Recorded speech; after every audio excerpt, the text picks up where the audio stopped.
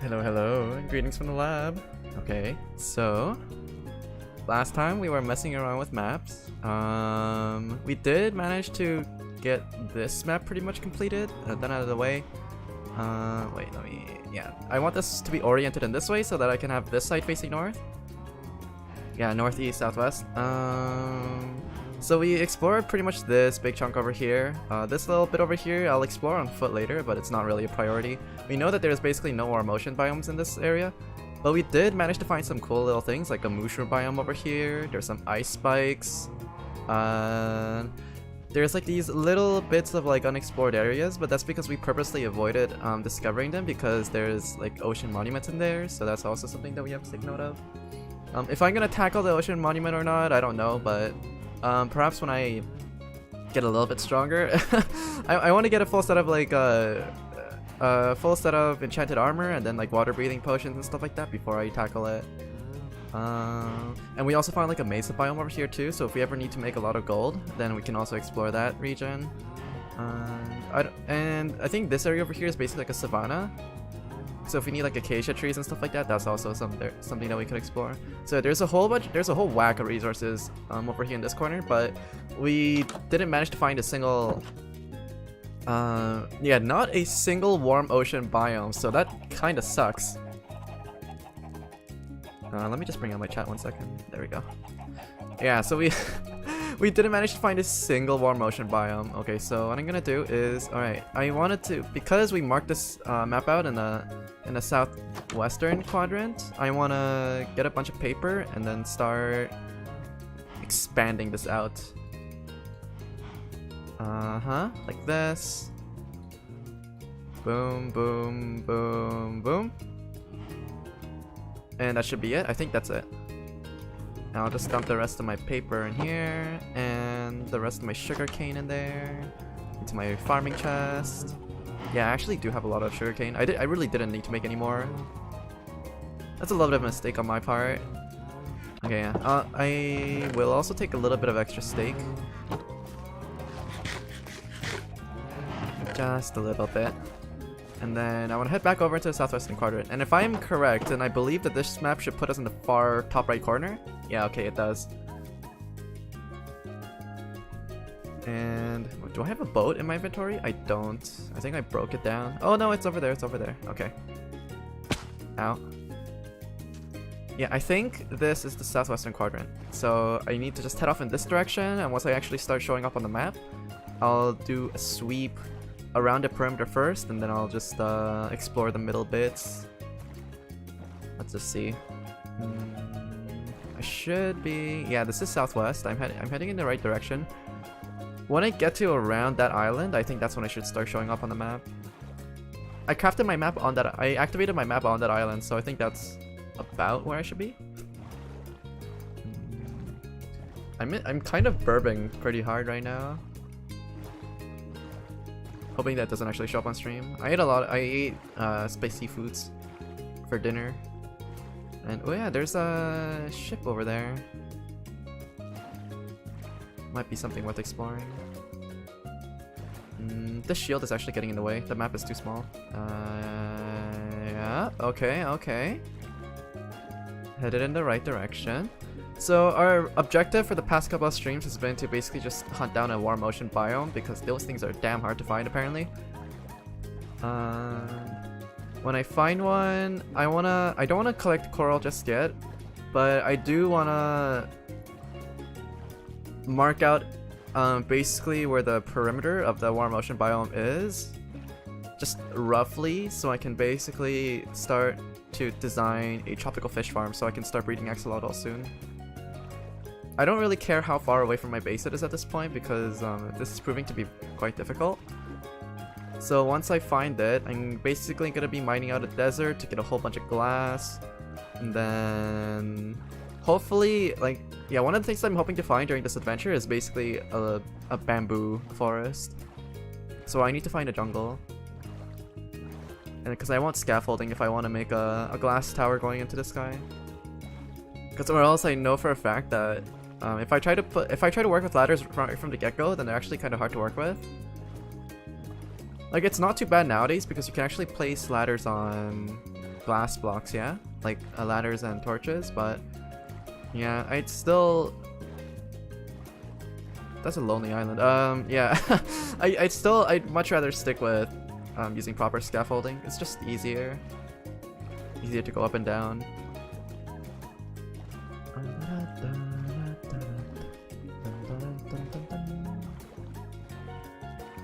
I might also need to do a little bit of math to figure out where exactly I can actually start the spawning platforms.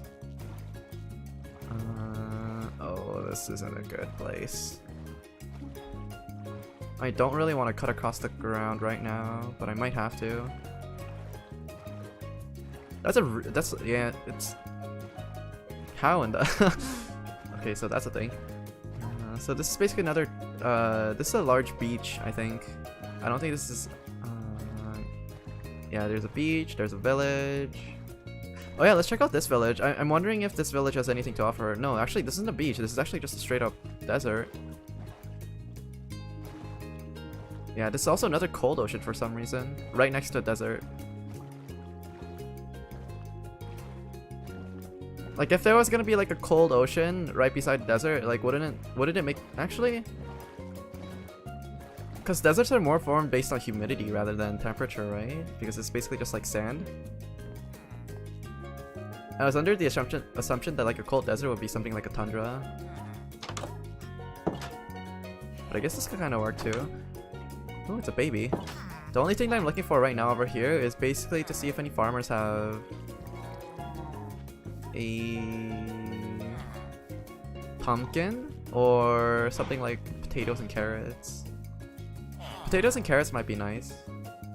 That'd be very nice, actually. It's not like I'm going for a collection run in this game, but I mean, if I ever want to breed pigs, or I think fox might need it too. Not exactly too sure. But if I want to breed other animals, then it would be nice to have. Like, do horses take apples, or is that just like a misconception? Do they just take wheat? Ooh, is that glow squid? I want glow squid.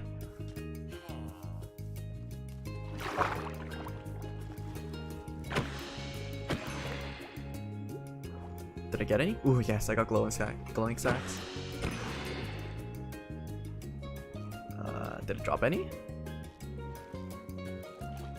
I don't think it dropped any. Let me just go down to double check. I don't think it dropped any. Yeah, it didn't drop any, unfortunate. I want to try it because it's I've never actually messed around with glowing sacks before, so I do want to try it out a little bit. I want to see exactly how they glow because I never saw it. Yeah, as of recent, I haven't really been watching other Minecraft streams, so I don't really know what glowing signs and item frames look like. Okay, so we're veering pretty heavily off course, but this is to be expected when encountering a large landmass. It seems to be another savanna biome. Yeah, this whole place is basically surrounded by savanna biomes. Not really interested in them right now. Farming acacia wood might be something that I want to do later if I want to build any structures with like redwood, but yeah, right now it's not really a priority. I'm actually super happy right now because I'm looking at my I'm looking at my Streamlabs and I'm not finding any dropped frames. Yeah, 2 days ago, the last time I tried to stream, it was down bad. I was basically looking at dropping like a third of my frames for some reason, and I'm pretty sure like a lot of the other websites were a lot of the other websites that I were visiting were having troubles as well. So it wasn't just something on my end, it was something on like the internet's end, but I'm glad that they got it resolved. Okay, so that's why this is a cold ocean biome. There's actual ice spikes over here. What building is that? Wait, is there? Okay, yeah. I was wondering. It's like, is that just a village with only one house? I wasn't sure if something like that could even generate, but yeah, I see another house behind it, so this is probably the end. Hello, hello, hello. Welcome, welcome. I'm still trying to look for a freaking warm ocean biome. Haven't managed to find one yet. Every ocean biome I find so far has either been cold ocean, deep ocean, ocean. Yeah, I haven't even managed to find a single swamp biome either. This place doesn't seem to have any potatoes and carrots either. Yeah, it's all just wheat. I thought that villages would usually have mixes.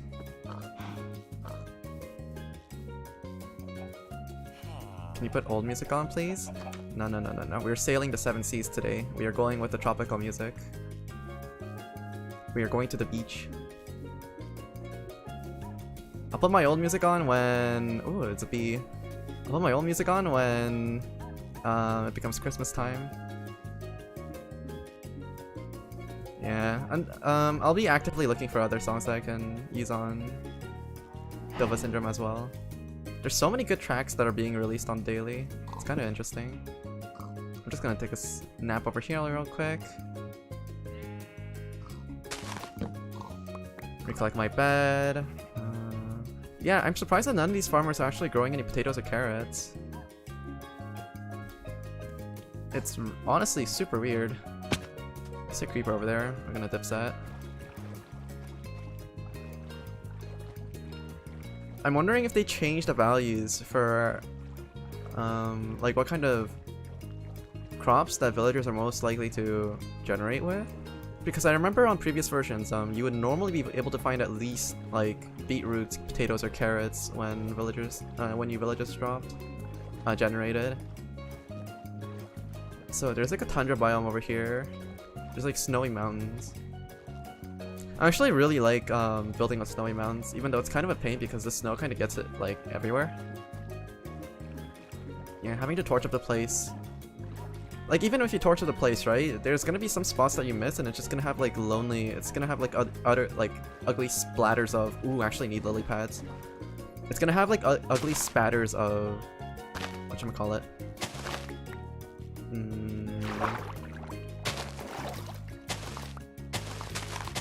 I'm trying to multitask. Yeah, it's gonna have ugly spatters of like just untouched snow everywhere. It's kind of annoying to work with.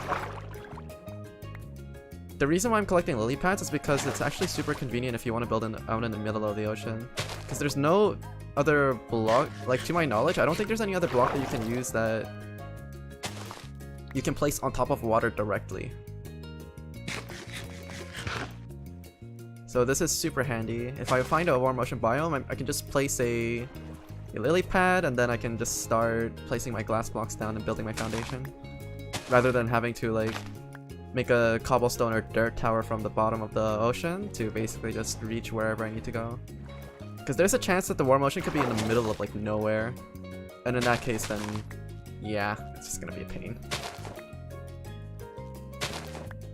So we did manage to find a swamp biome, so this is actually something that I need to keep track of, because this is gonna be where, if I need to get sticky pistons, then this is where I'm gonna get my slime balls.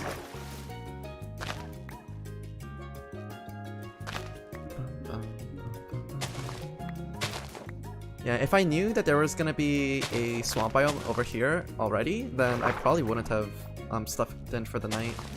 I much rather would have collected a couple of slime balls. Like, I don't expect to use too many slime balls, but I think having like half a stack of them would probably be more than enough for my needs.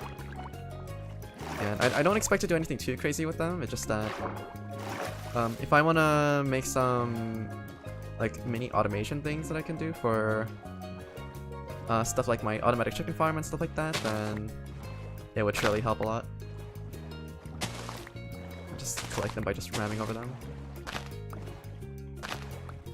Let me just turn my inventory back on. Okay, I have 50. Yeah, having like a stack of lily pads is more than enough.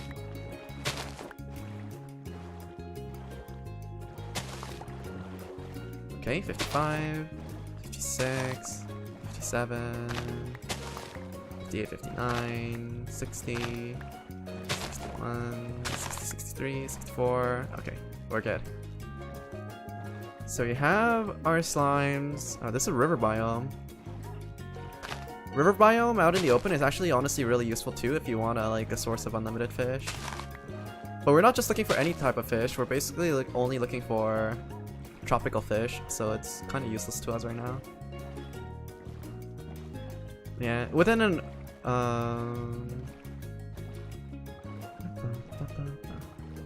What's your friend code?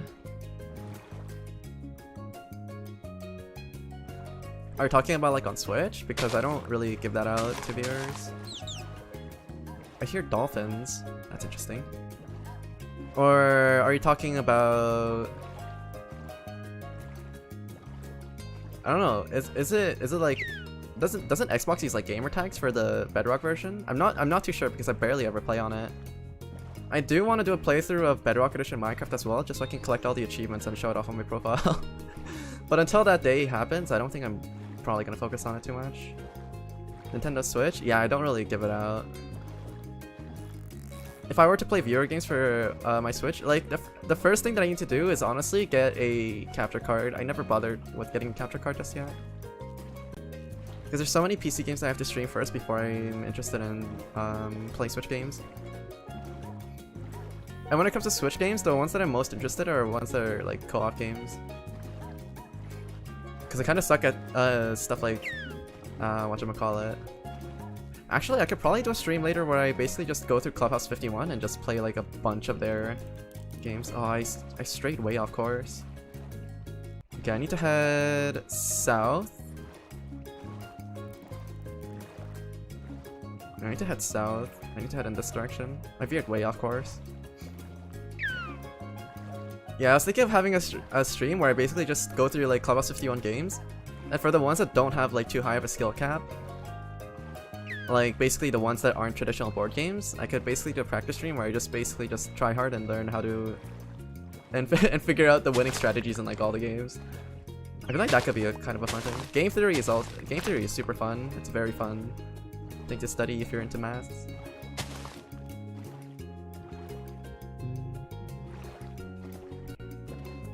Yeah, this is a fairly large swamp biome. I haven't found a single witch hut from just casually looking over, but yeah.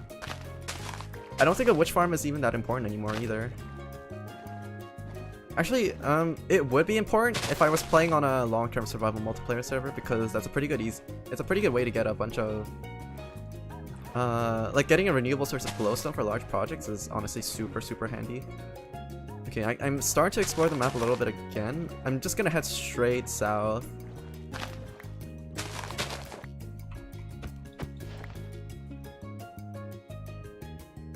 Yeah, I'm gonna head straight south just so I can show up on the map one more time. Polish cow, welcome back once again. Ooh, there's dark oak trees. Okay, that could be somewhat useful. Now, do I want to collect some of this wood? Is also another question. Nah. Yeah, I'll collect some of its saplings, but I don't really want to bother with... Yeah, I'll take some saplings, but I don't want to bother with having to carry around an extra stack of wood with me. Let me just grab some of these. I believe for dark oak trees, I need like 4 saplings, so let me just grab enough to get that.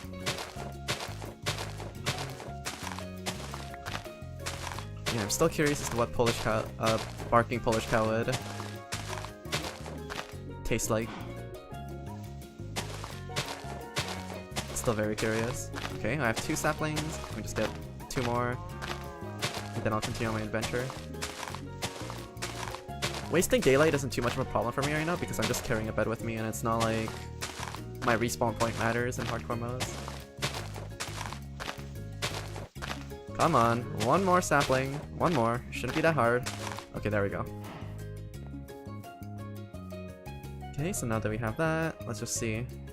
Ow. So now from here, I should be heading, yeah, west. I'll climb over this area over here and then see if I can find a place where I can... What the heck's been going on over here? Whenever I see World Gen like this, doesn't it sometimes feel like there's like someone else on the server with you? And it's like they try to like dig a hole over here, but then they just like gave up and quit. It's like this is where they could have built their home, but then they just decided nope, and then they just left. I headed a little bit too far north once again. Let me just head back southwest.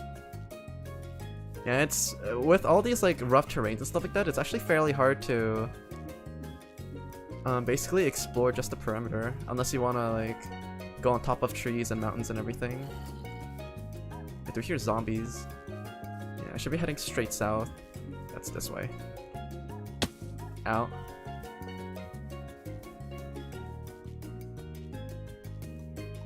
Yeah, I did head straight south for a little bit, just so I can get myself back on the minimap. Ah, a little bit of a stutter. And then... if I have a higher vantage point, it should also be easier for me to spot a new biomes. There's a swamp biome that we basically just encountered, I think. So let's see. Ow. Ow. Ow.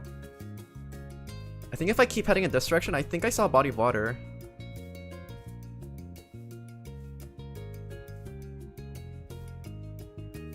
I was playing single player and see a cross embedded in the grass and I left Minecraft immediately.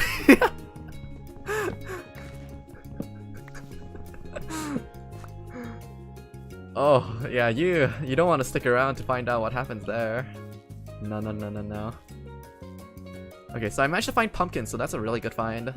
Because I think if you have pumpkins on, you can look at Endermen and they don't, you don't aggro them.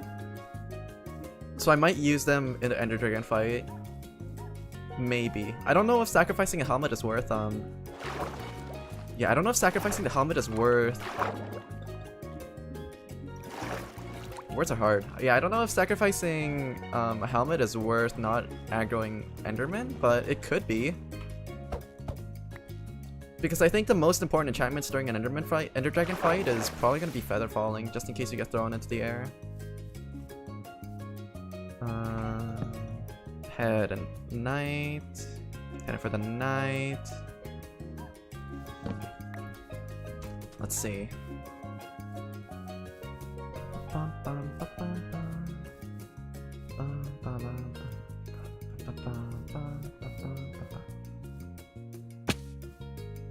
Okay, the body of water that I was thinking of was a lot further out than I expected.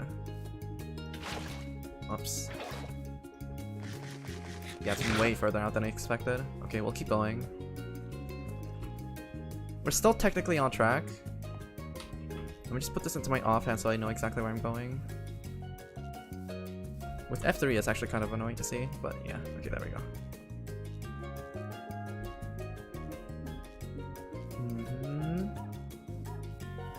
What direction am I going? Is that west? This is south. I need to head in this direction more. Southwest. Yeah, there we go. So it's a river biome over here.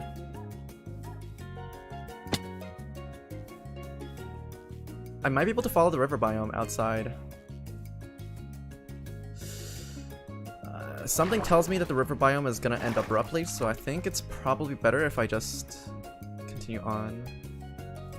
I don't think following the river is actually gonna lead to any major body of water. I think it's just gonna end abruptly. Oh, there's a natural alpaca over there.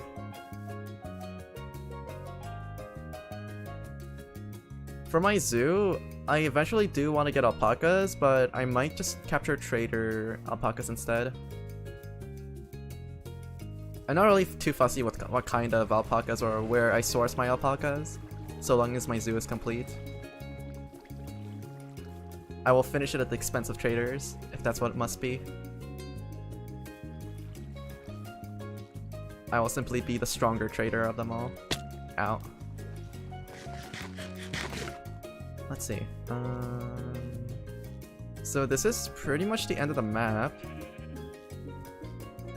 I don't want to go too far out southwest because transporting materials from there all the way to my base is going to be a huge pain in the butt. So I'm going to do a turn over here and start heading southward. And then if I don't manage to find a single warm ocean biome in this quadrant, then I'm going to head into the northwestern or southeastern quadrants. And then if that doesn't work, then I'll suck it up and basically just... Oh, actually, yeah, I might need to just go into the nether and just drop a portal randomly and try to gamble with another ocean to see if there's anything better over there. Traveling without an elytra is actually kind of annoying. Oh, and if I want to use an elytra, I should also try to figure out a renewable source of gunpowder. I might need to actually make a mob trap. I believe there are ways to basically make mob spawning platforms that basically only spawn creepers. I might need to look into that. I'm pretty sure the only thing that I need to do something like that is like breed a bunch of cats, I think. I don't remember it being too hard. I think it has something to do with like carpets and cats.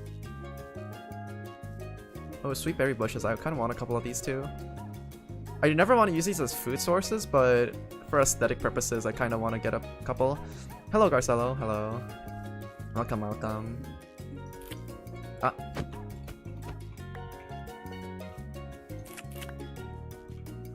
Sweet berry bushes are evil, actually. I'm just gonna destroy them.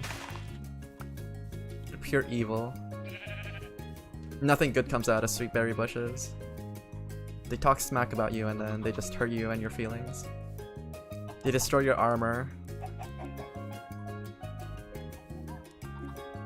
You're still alive. I mean, okay, to be fair, the last time I died in a hardcore Minecraft world was because I picked a fight with an Enderman and I was not nearly prepared for how much damage it was gonna do to me. Because I'm so used to using like god armor, right?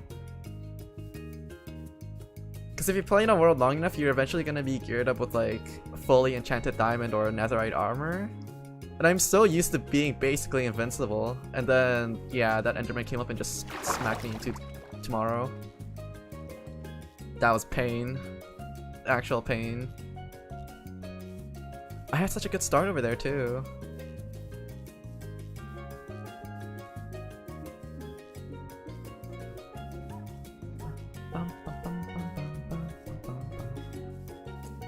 It doesn't seem like I'm actually gonna end up... This is another flower plane biome. Does this give... cornflower gives blue dye. Interesting. That might save me on a little bit of lapis, but it's not really mandatory. I don't plan on doing a whole lot of decoration on this stream.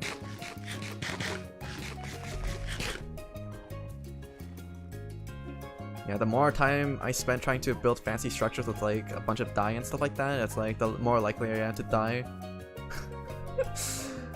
I don't know why, but whenever I try to get creative with some builds, I end up just dying. I die more trying to make builds and just taking fall damage than... Ooh, goats. I'm taking a screenshot of this because I don't think that there's actually any goats near my current base.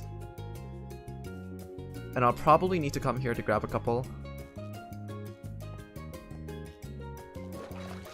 There's copper over here, copper iron, surface copper iron. Oh, another thing that I'm excited for in 1.18 Minecraft is... I thought that this kind of looked like an axolotl just standing up. But anyways, yeah, one thing that I'm excited for is the new ore generation. I'm super excited for that actually. What's over here? It's all land. There's no warm ocean biomes, no nothing. Yeah, just all land. Here's zombies, but I don't care about zombies or anything. I have more than enough food to basically just run around the place. Yeah. Time is of essence right now. More than anything, I just want to find the warm ocean biome and then start making the platform. This is so needlessly difficult.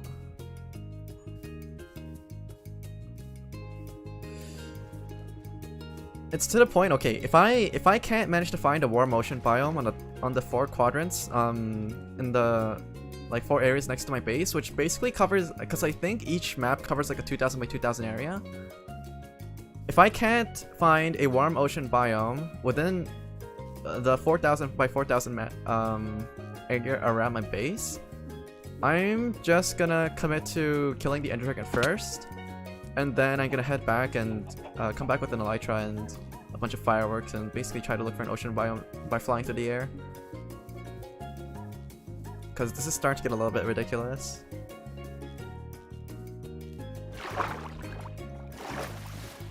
Let me just cross this area first real quick.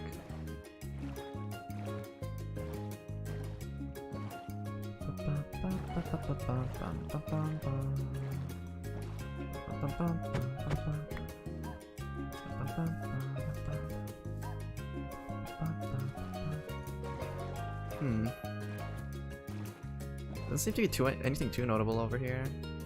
This is a really big birch forest though.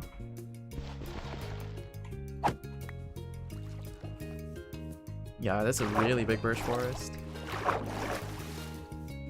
Yeah, I think most of the area in this quadrant is basically just gonna be all landmass. I think this is all land.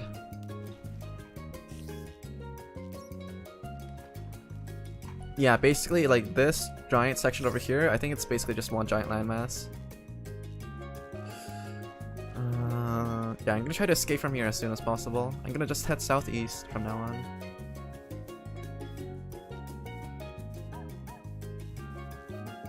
I'm not gonna bother exploring the full corner because, yeah, this place is just gonna keep going and going. I don't need any more of this. Yeah, there's a very realistic chance that I might just need to defeat the Ender Dragon, get a pair of Elytra first, and then start exploring from there. This just ain't working.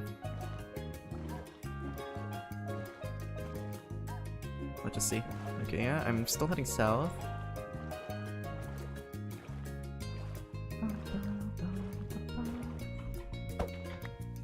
Let's see.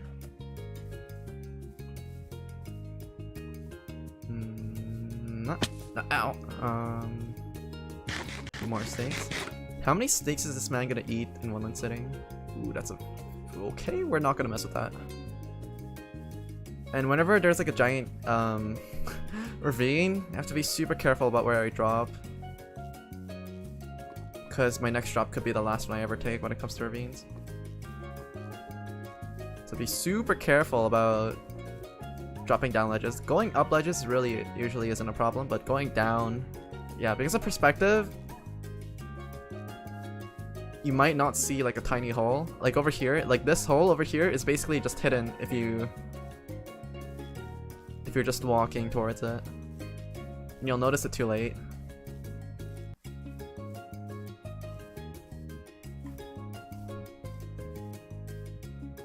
I am holding the water bucket in my 8 slot, just in case I need to just bring it out.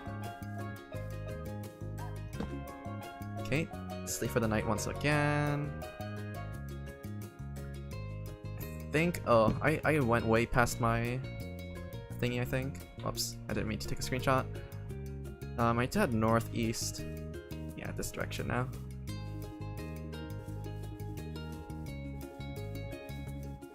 And just east should be fine. Maybe I should scale the UI down a little bit so it's easier to see with F3 open.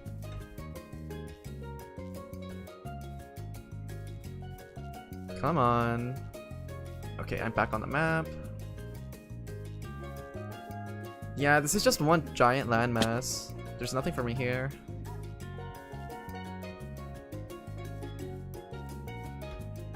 Yeah, definitely nothing for me here. Okay. Man, if only I could find like a jungle biome in here somewhere, that'd be super nice, but I'm not gonna get my hopes up.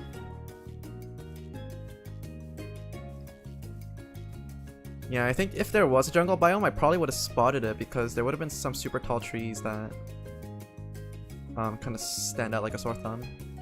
But I haven't managed to find a single one of them. There's like dark oak trees over here, but that's really not what I need.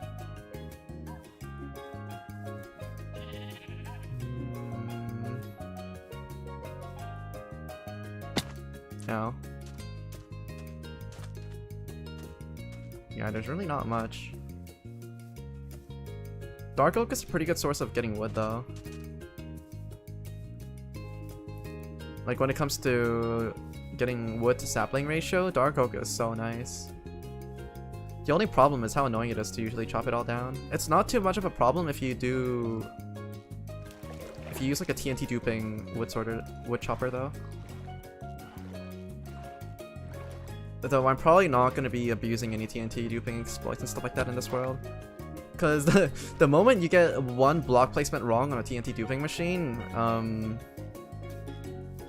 Yeah. You're not gonna recover from that. That's a creeper. Yeah, you're just not gonna recover from that.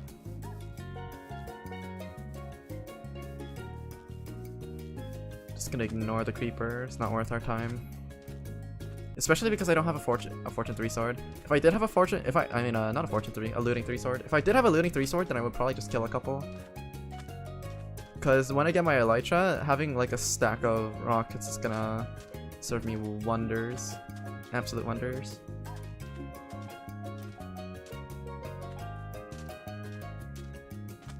I might need to make a launch tower at my base, where I basically just build up to the sky with a water column.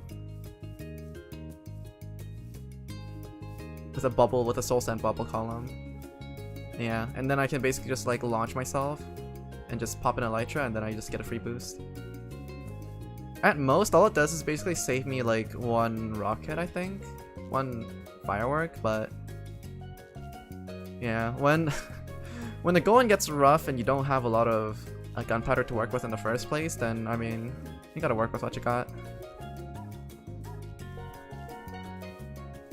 And also, it also serves as a pretty good landmark as well. Just having a massive tower leading into the sky.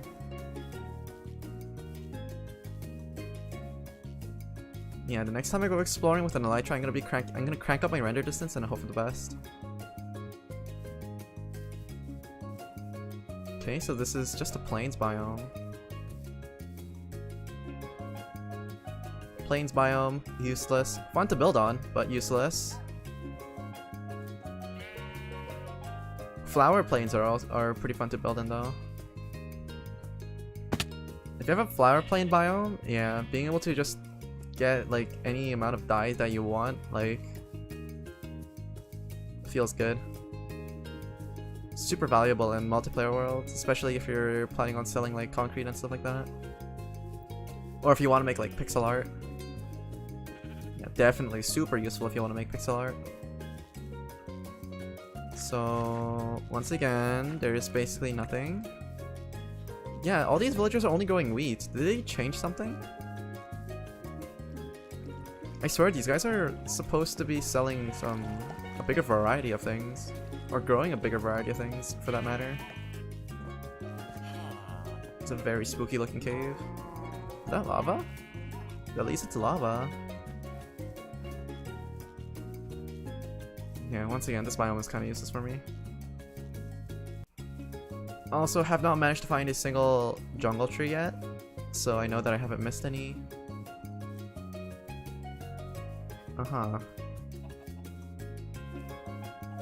Yeah, hopefully by the time that I get to the edge, like, even if there's an ocean in the middle of the continent that I'm exploring right now, right?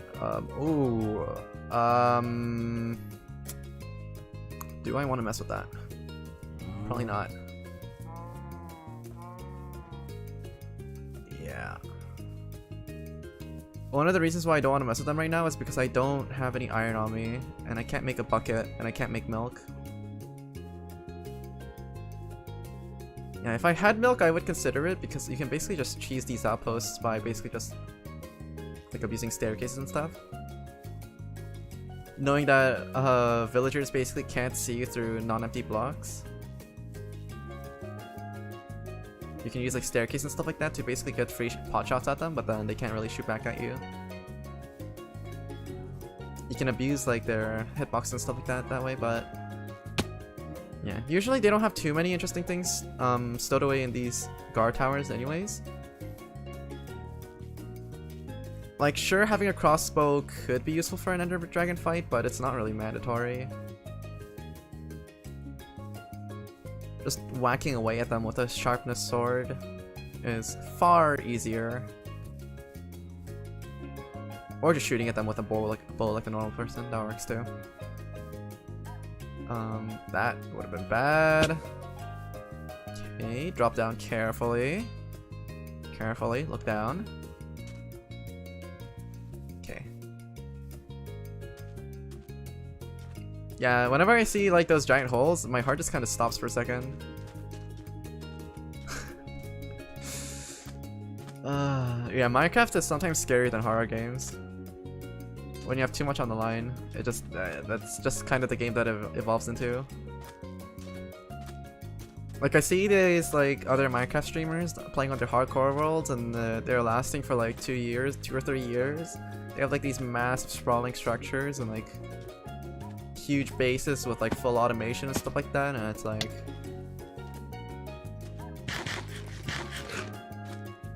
yeah, I would have nightmares about dying in a Minecraft world, and that would honestly be scarier than any horror movie that I've ever watched. Having all that work basically just go down the drain in one stupid moment. Because a lot of times whenever these streamers die, it's not even due to like... It's not even due to them being ganked by like large monsters or something like that. Sometimes it's just something stupid, like just getting blasted off a place with a creeper, or basically getting caught with your pants down when you're trying to like kill off a skeleton or something. I don't know. when you forget to heal up and then like a skeleton pops up on you, and then it's like your armor just kind of breaks down or something.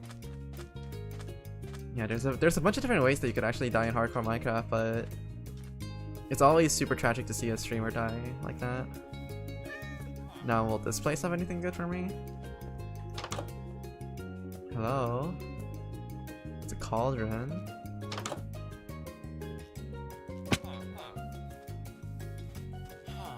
I don't see anything as per usual. These guys are all useless. Oh my god. Actually useless. They're freeloaders. How dare they stay in my world and not pay their taxes? I'll show them. One day. So it's more swamp biome over there.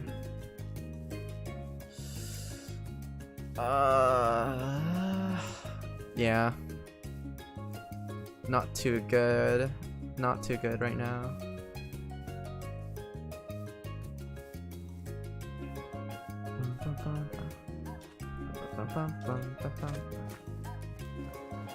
Rabbit.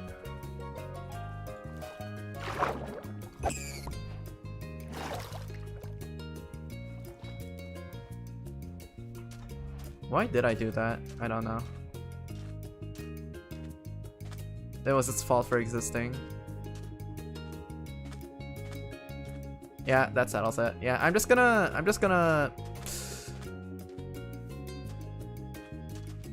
yeah, I'm gonna continue exploring the southeastern quadrant after this, and then we'll see where to go from there.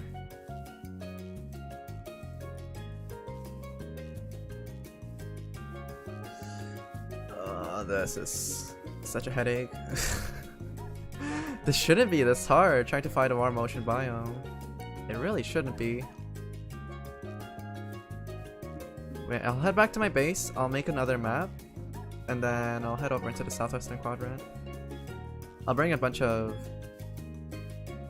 thingies as well. I'll bring a bunch of maps. It's turning nighttime again.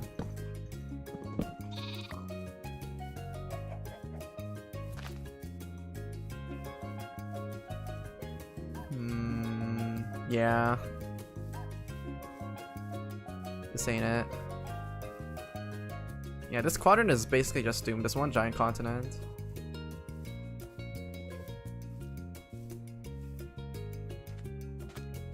Yeah, there was nothing for me in these lands. Time to go elsewhere. Bedtime first. I'll quickly make 2 maps, zoom them out all the way, and then just commit to both directions afterwards.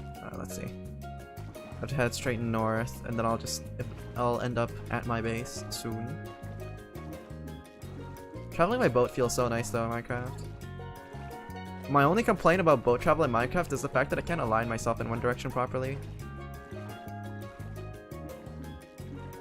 Because it uses like... Yeah, because you're not fixed to like having like 8 or 16 directions of movement. It's actually just straight up based on angles. I'm back again. Welcome back, Arcello. Yeah, so I finished exploring the southwestern quadrant, and this is basically just one giant continent, so I've decided not to commit to this one any further. So I'm just gonna go into the southeastern and northwestern quadrants, make maps in their respective places, do a quick search over in those areas, and then if I can't find anything over there, then I'm just gonna commit to leveling up and grinding. Yeah, and then I'm just gonna try to tackle the ender first. I'll work on the axolotl thing as a side project later. The whole axolotl project is a whole lot easier after after defeating the end dragon and getting a pair of elytra to begin with. The hunt for babies, yeah. The hunt for baby axolotls. How close am I to base? Pretty close, I'm getting there. Yeah, no coral, no warm ocean biomes in sight. I know that shipwreck is super close to my base, which should be in that general direction. Like somewhere over here. I'm pretty sure if I beeline straight in this direction, I should end up back home. I remember seeing that shipwreck. Man, if only dolphins could give you a speed buff while you're on a boat as well.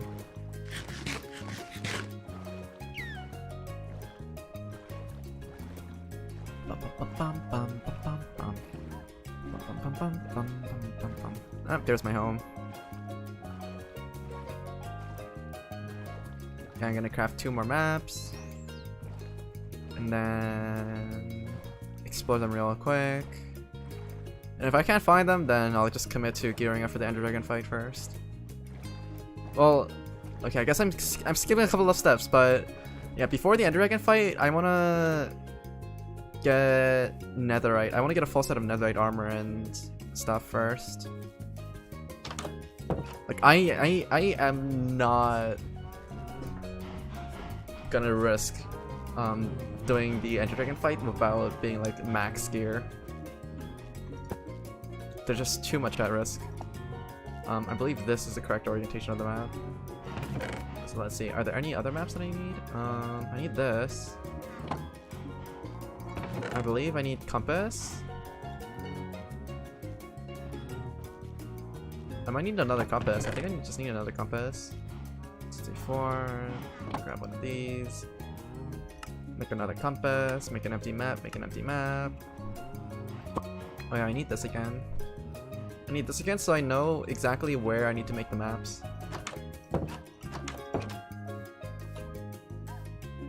Because I have this map right, and I just need to basically make it in the southeastern and northwestern quadrants. Actually, no, it'd probably be easier to do it over here. Not using this map, but using the northern map instead.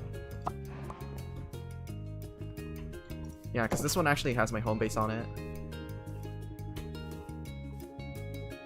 So, about this map, the southeastern quadrant I can easily make by just basically heading off in this direction, and the moment I stop showing up on the map, I can just turn it into, I can just make a new map and it's gonna plonk me right where I need to be.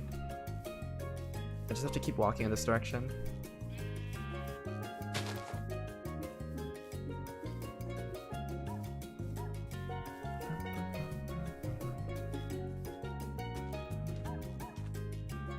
Okay, this should be far enough. Craft the map over here.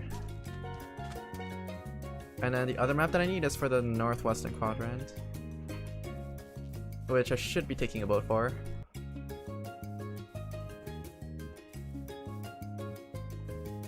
And then for this one, all I have to do is just take a boat, just go straight west. And that should be it. Super simple.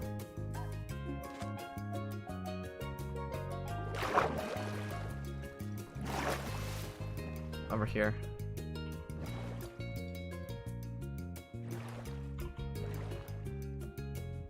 Yeah, I'm in the right direction. Good, good, good, good.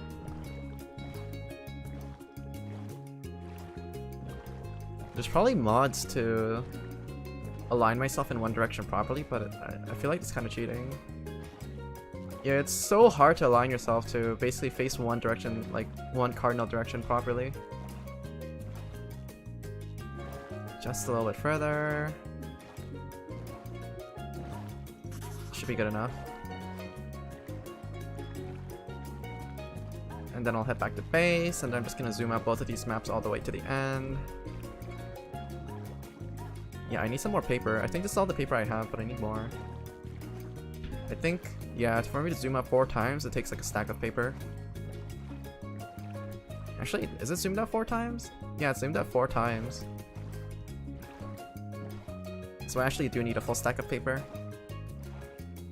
I was wondering if it's like zoomed out 3 times to get to level 4, or if it's zoomed out 4 times to get to level 4, but it's actually 4 times to get to level 4. Dual wielding maps, one of the most useless inventions. Okay, let's see. Do I have any paper in here? No, I don't. Zombies do be growling.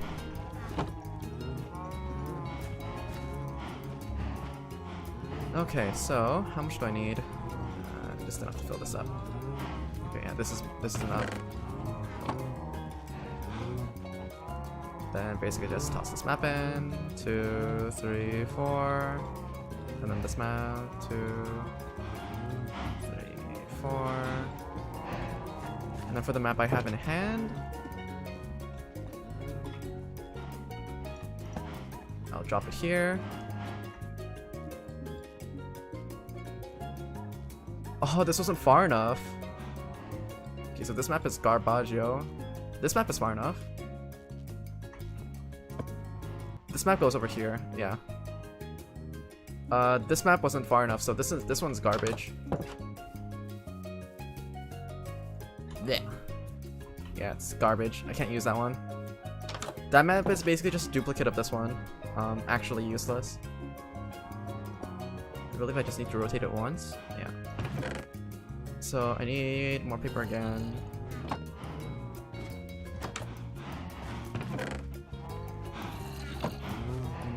Actually, let me just grab a stack. Grab a stack. And then make another compass. I need to make 2 compasses actually. Yeah, because I had to use the one in my inventory already. Wait, compasses stack? I didn't know that. Okay, so we want to make the northwestern quadrant one, and that one, we didn't go out far enough. So we're gonna go out extra far for this one. Oh, I forgot to bring up... I forgot to bring another map to use as a reference, but it's okay. I'm gonna hold W in this direction and hope for the best.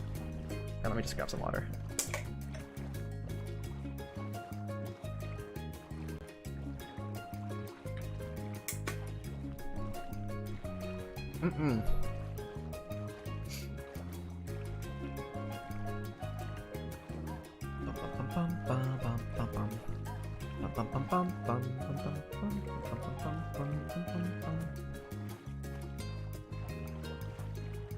This is just straight up west, so I think this should be fine. If anything, if I just go like northwest a little bit, then I should be far enough away from the base to start new map generation. I'm pretty sure this is far enough. This should be more than far enough. Oh yeah, this section looks to be like a giant ocean, so I'm gonna commit to exploring this quadrant first. I'm a little bit worried that if I try to explore the southeastern quadrant, it's basically going to be connected to the giant continent that I found in the southwestern quadrant. But yeah, when we explored the northeastern quadrant, it was basically all ocean for the most part. So I have faith that the majority of the northwestern quadrant is also going to be ocean. Or at least like half of the map that I'm or at least like half of the map that's closer to my base. Like that much should, yeah, that much should be basically safe. It should be ocean. I'm just wondering if it's like, are there any other conditions for a warm ocean biome to spawn, or am I just getting unlucky? Because it could be either one.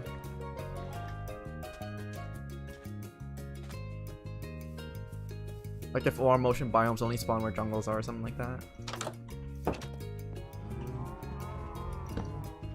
Head in for the night real quick. I want to zoom out on this map to double check to make sure that I actually got it properly this time.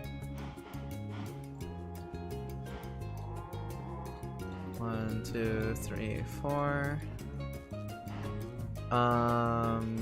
Wait, did I make? Okay, yeah. This one's right.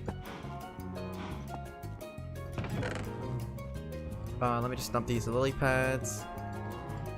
These kind of berries, these organic things, I should actually put them in the farming chest rather than here. Yeah, this is gonna go in the farming chest. Glowing sack, does it count as a mob drop? Count it as a mob drop. I'll drop it in there. Shield, occasional dark oak saplings, pumpkins. No, it's... Yeah, these things I'm gonna put into the farming chest. Just these in general, along with this rabbit hide. Is there anything else that deserves to go in the farming chest? These apples. Fish? Not really. I don't exactly know what I need to make a conduit, but hard to see would actually be pretty handy. I don't know if I need 1 or if I need 4, because I believe I also need nautilus shells, but I don't know how I can farm them efficiently. Leather tunic I'll actually get rid of. It's garbage. We don't need this kind of luggage in our inventory.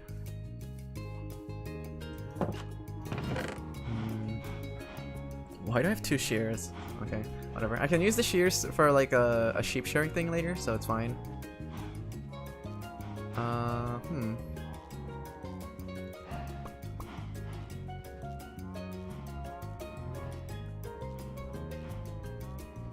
Yeah, automatic sheep shearing stations are actually kind of cool. Using detector blocks to see whenever a grass block changes into a regular dirt block, and then... Ooh, I don't have enough space over here anymore, do I? I don't really need this many seeds either.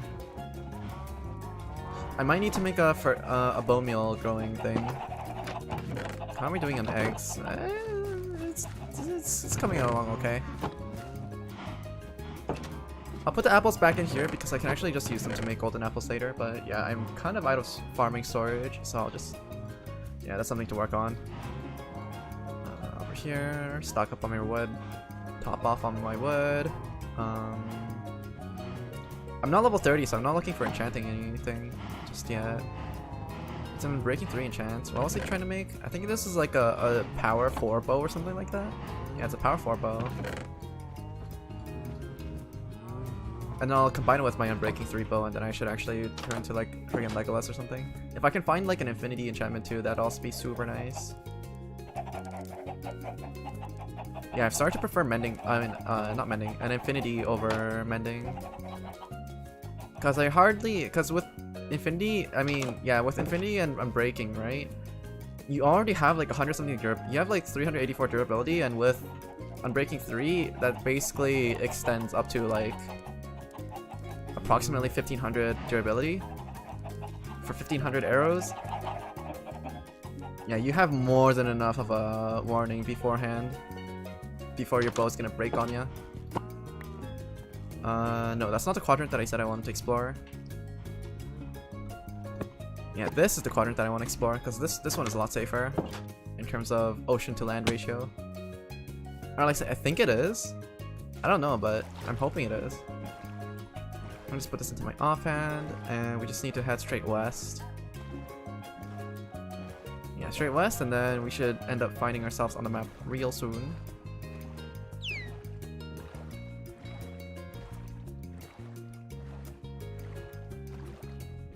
Dolphins are so cute on the outside until you learn about how much of a monster they can be. They're too smart for their own good. Absolute sex fiends of the sea. Crazy little creatures.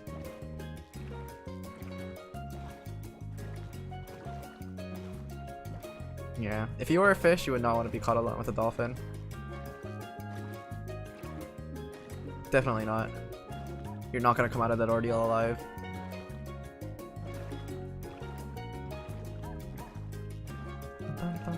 Even if they're full.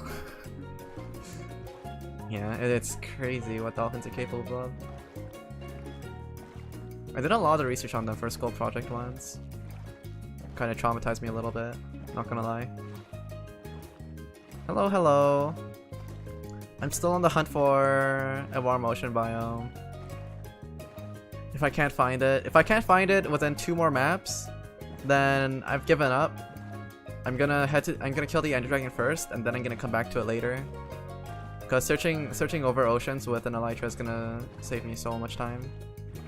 Yeah, I'm just keeping an eye on warm oceans. Cause if I can find coral, then I'll know I found the place. But so far, no dice. Yeah, so far no dice.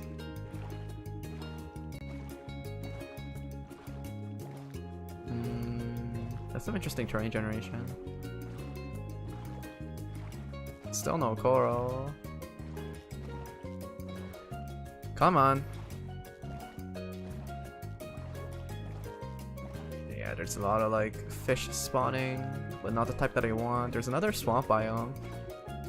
Actually, no, this swamp biome could be connected to the continent that I was exploring in the southwestern quadrant. They could be connected. I don't know if I should continue exploring in this direction or if I should swerve.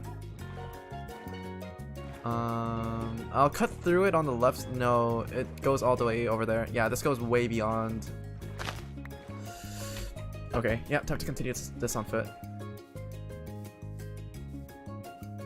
On foot is the play. Oh, there's a giant mountain over there. I don't want to cross that. This could be a bad idea. This could end up taking like, this little maneuver is gonna take up like an hour. Just exploring this continent, just exploring this quadrant, I think. Hello, duck. Duck? Chicken. Chicken, yeah, chicken. I don't know, are they ducks or chickens? It's kind of ambiguous. It's kind of just like cooked. Okay, the next time I find one, I'm gonna kill it just to make sure. I'm pretty sure they're chickens, right? But they look more like ducks. I mean, poultry is poultry, but still. Let's see. Yeah, this mountain range is gonna be a pain to trek over. Oh boy. Okay, well, here's to hoping that there's actually a large body of water soon.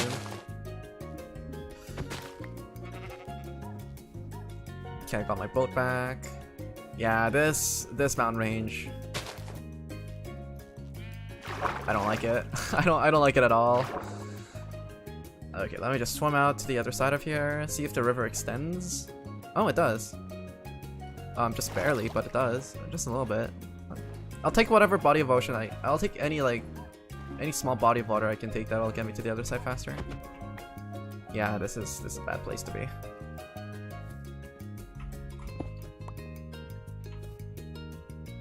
Oh, I missed that jump.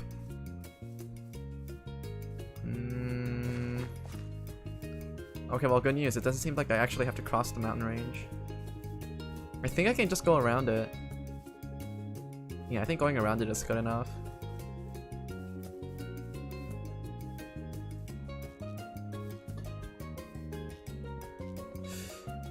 If I knew I was gonna do this level exploring on land, because I honestly thought that my base was gonna be completely surrounded by water. Yeah, if I knew it was gonna be this much land exploration, I would have taken the time to grind up Featherfall enchantments first.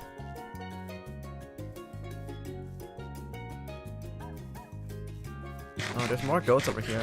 These goats are actually closer to my base than the other set of goats, I think. Maybe.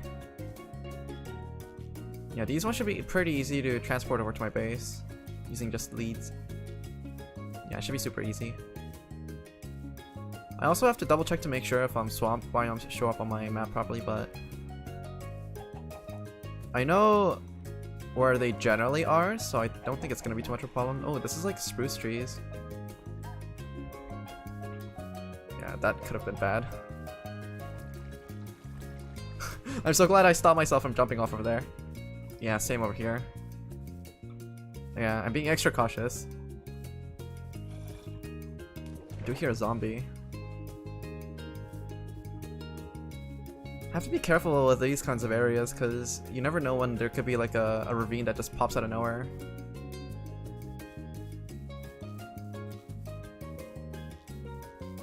Yeah, because you sometimes see holes like this, but then instead of going off in a gentle angle downwards, it just goes straight down. And it's just the end of your Minecraft journey within like 1 second, and you see your Minecraft life just flashing before your eyes, and you can't do anything to stop it.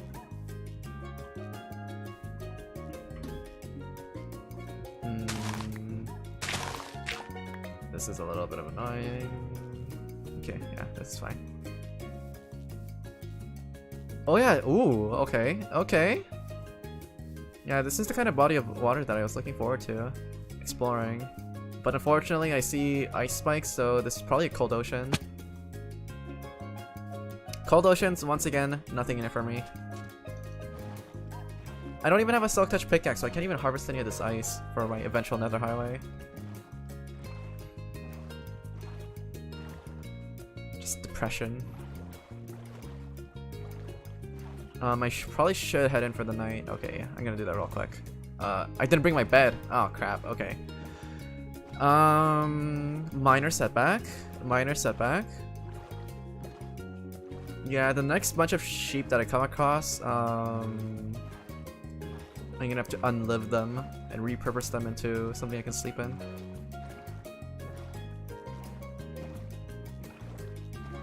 I have to diagnose them with a mild case of death.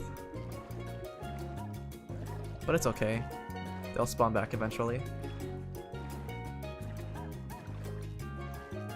These little exclamation marks are basically telling you when the crops are ready. It's basically just a visual mod.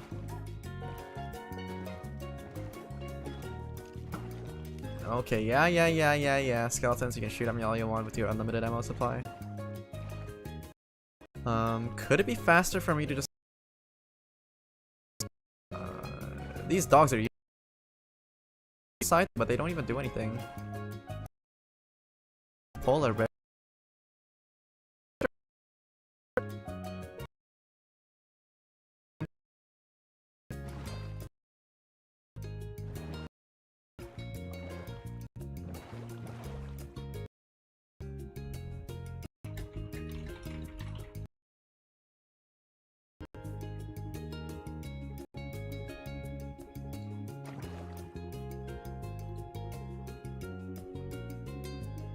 Hello, hello.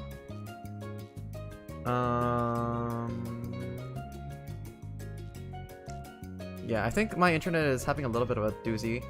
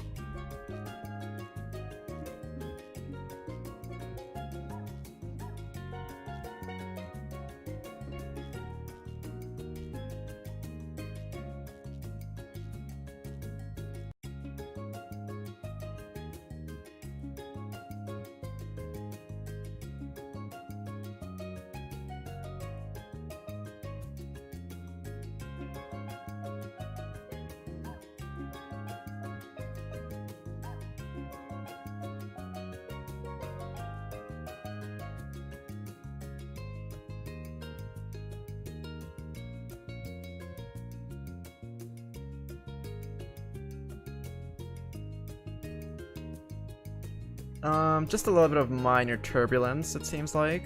I'm just keeping an eye out on my frame loss. No, it's still happening. I don't know why. Okay, wait, one second.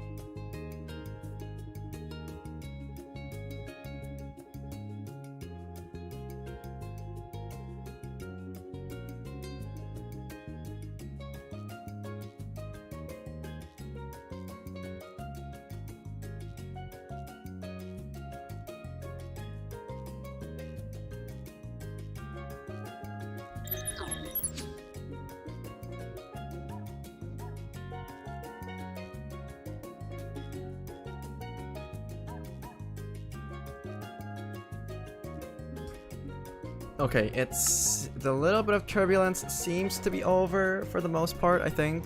Maybe, hopefully. Yeah, I'm gonna keep an eye out on this. If it starts to act up again, then I'll have to unfortunately stop the stream, but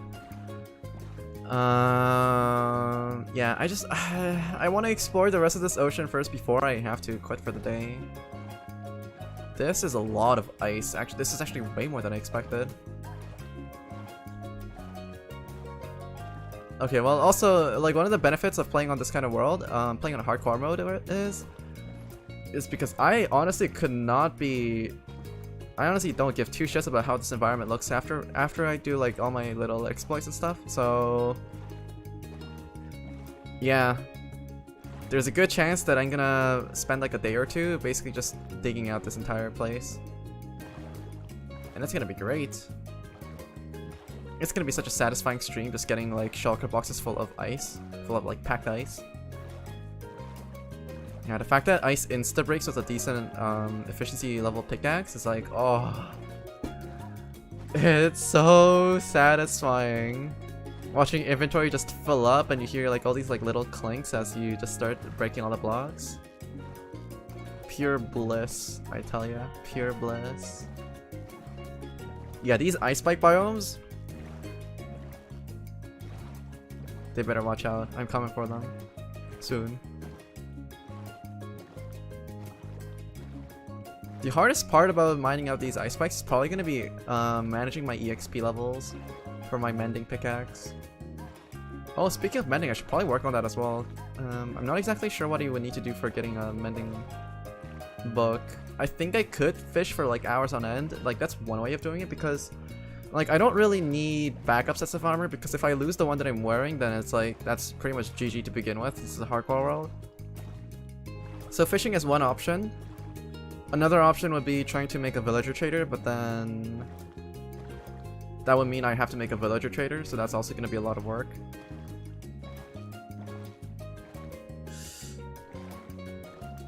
Yeah, I'll have to see. I have a feeling that I'm probably gonna end up making a villager trader eventually anyways, depending on how long I survive in this world. Because if I meet all my ooh, that's another ocean monument. Yeah, depending on how I feel about this world, because I might prioritize spending my time playing other games or streaming on a multiplayer server instead, rather than committing to a hardcore world as my main thing to stream. I don't know, because I kind of play Minecraft somewhat casually, I like to tell myself. Like, I don't want to deal with the stress of having to risk so much progress after just dying once. Like, I don't mind playing, like, I honestly wouldn't mind playing a version of Minecraft where I just lose all my items if I die. But it's a different story when it comes to losing out on all my worlds that I've constructed and stuff like that. That's just sad. I don't want to deal with that. Yeah, it's part of the reason why I'm hesitant to work on any major aesthetically pleasing builds on this world right now, because it could just be gone in a flash.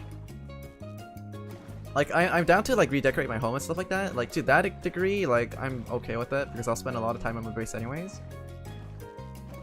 But for making anything bigger than that, like making castles and stuff like that, yeah, fat chance. Not on this world.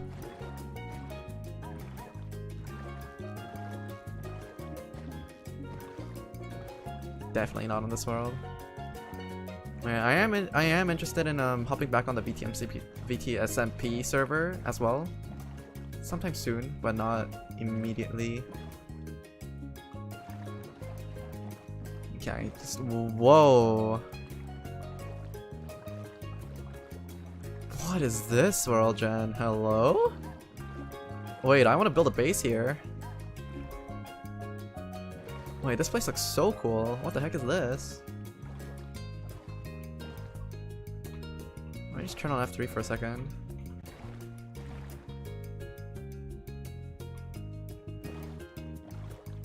No, this isn't the coolest thing I've seen in Minecraft in a while. Oh, and there's a lone tree over here as well. And it also pairs up perfectly with the sunset. Another screenshot. Yoink. Minecraft world generation is crazy. I love every bit of like this kind of world gen. It's so cool. And it's gonna get even better with amplified worlds when 1.18 comes out. It's gonna be so much better. I can't wait. Yeah, I always love building into these kind of bases because what I usually like to do is things like over here, I will build like my base that basically just it's basically like carving out a layer of the mountain, and then I'll just like have glass on the outside, and then I'll have glass floors over here as well. And then I'll have like a glass mineshaft that goes down all the way and stuff like that. It's... yeah. All these ideas just start flowing into me because I like to rather than building like completely new houses out in the middle of the open and stuff like that, I like to focus my builds on basically embrace tradition, embrace the world gen, and build around it. So I don't really like to do major terraforming projects. Like if I see like a small mountain, it's like I don't like to take it down completely, or I don't like to build my own mountains just so it would feel a certain aesthetic. I'd much rather go out and look for world gen that matches what I want to build. It's not that I'm lazy. Well, it might partly be because of that, but like, yeah, the world generation of Minecraft is so cool sometimes that it's...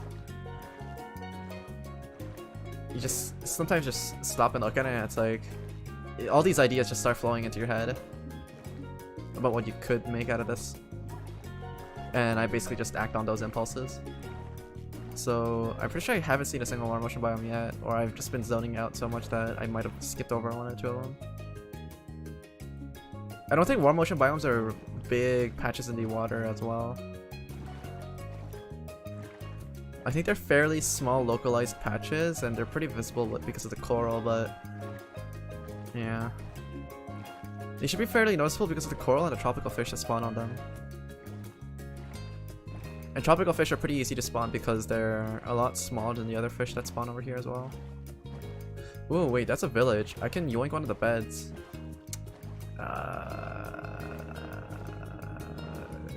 Never mind. No, I'll grab it from another village later. I don't want to turn back around.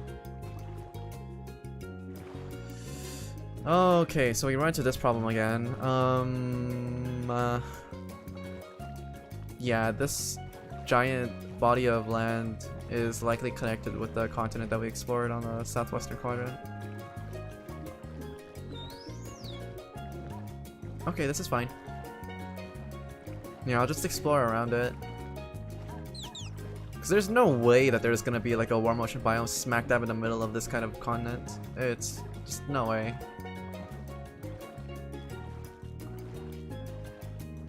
But then again, it is Minecraft world generation. But no, I'm not gonna risk it.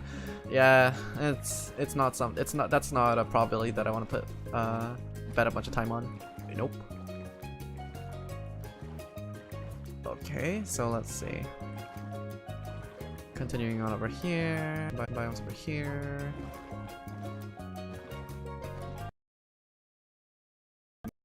No, I think this is just a river.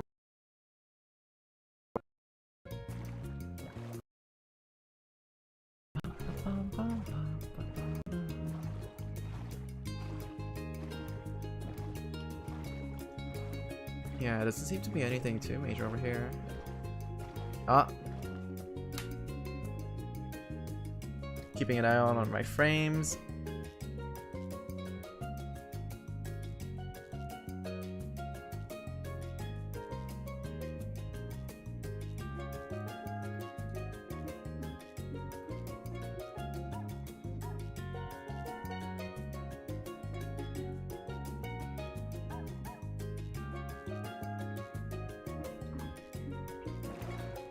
Come on, streaming servers, you got this. It might not just be my internet connection, but I have a feeling that it might be partly due to restreams and just servers. It might not just be my internet connection. That's the problem. The problem with restreaming into multiple servers, the problem with me doing what I'm doing right now, which is basically just multi-streaming to YouTube and Twitch, is that it basically adds another point of failure for my internet setup. Because if my connection to the Restream servers isn't as solid as they want it to be, then both streams suffer because of that. So unfortunately, it's something I'm gonna have to deal with. I have the option of committing to one platform, but if I'm gonna do that, then it's best to do it after I build up a certain viewer base, I believe. Yeah, I don't think now is the time to commit to one. What is that? Oh, all the husks are burning. Poor souls. They all spawn up. Ooh, Nautilus shell. I want that. But I don't have a fortune sword or anything like that. On guard.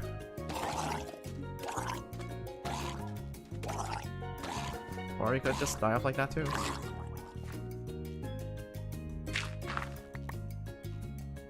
Ooh, actually, oh, it did drop the Nautilus shell. That was a big success. Wait, that was actually way more successful than I thought it would be. Yeah, normally those guys, when they die, they usually have like a...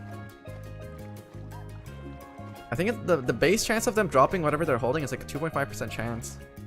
And then it goes up by 1% for every level of like looting you have. Or that might be for tridents, but I'm not sure if it applies to Nautilus shells too. But yeah, for them to drop a Nautilus shell on dying without me like doing anything, that's really lucky.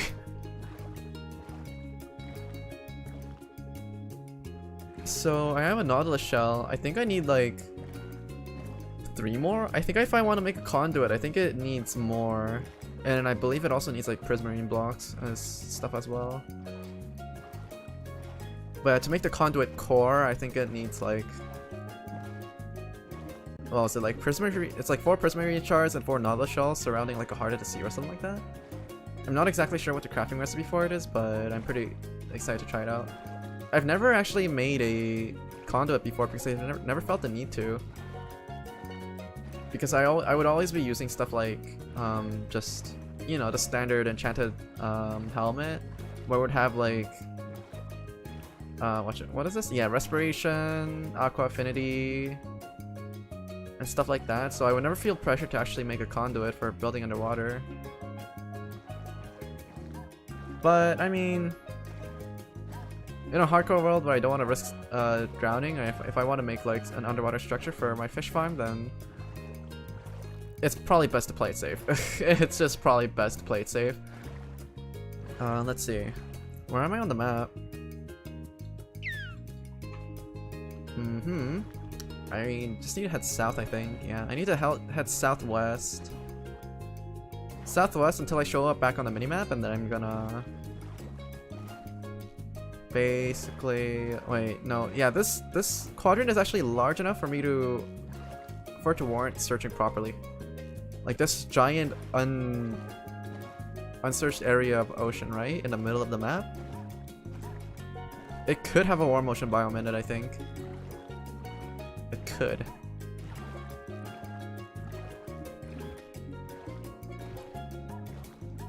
Oh yeah, there's another ocean monument over there. Not gonna mess with that. Nope. Come on, coral, coral.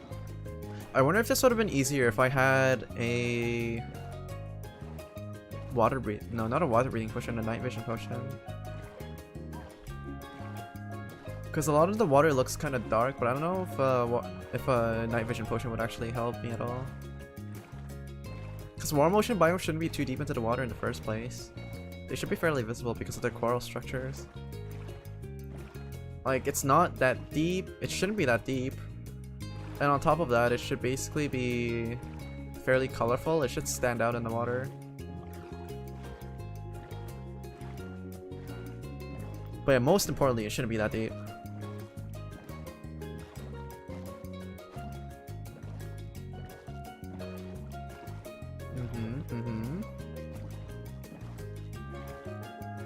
Ran into so many dolphins.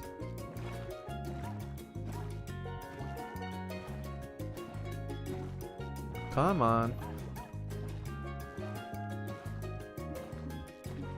Don't see anything. There's so much seaweed. I'm actually really glad what they did with the ocean update though. They actually did add a whole lot of life to the large bodies of water. With all the seaweed and stuff.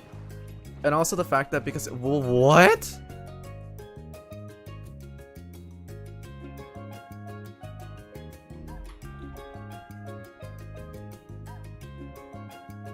What are you doing here, chicken? Wait. No, seriously, where the heck did it come from?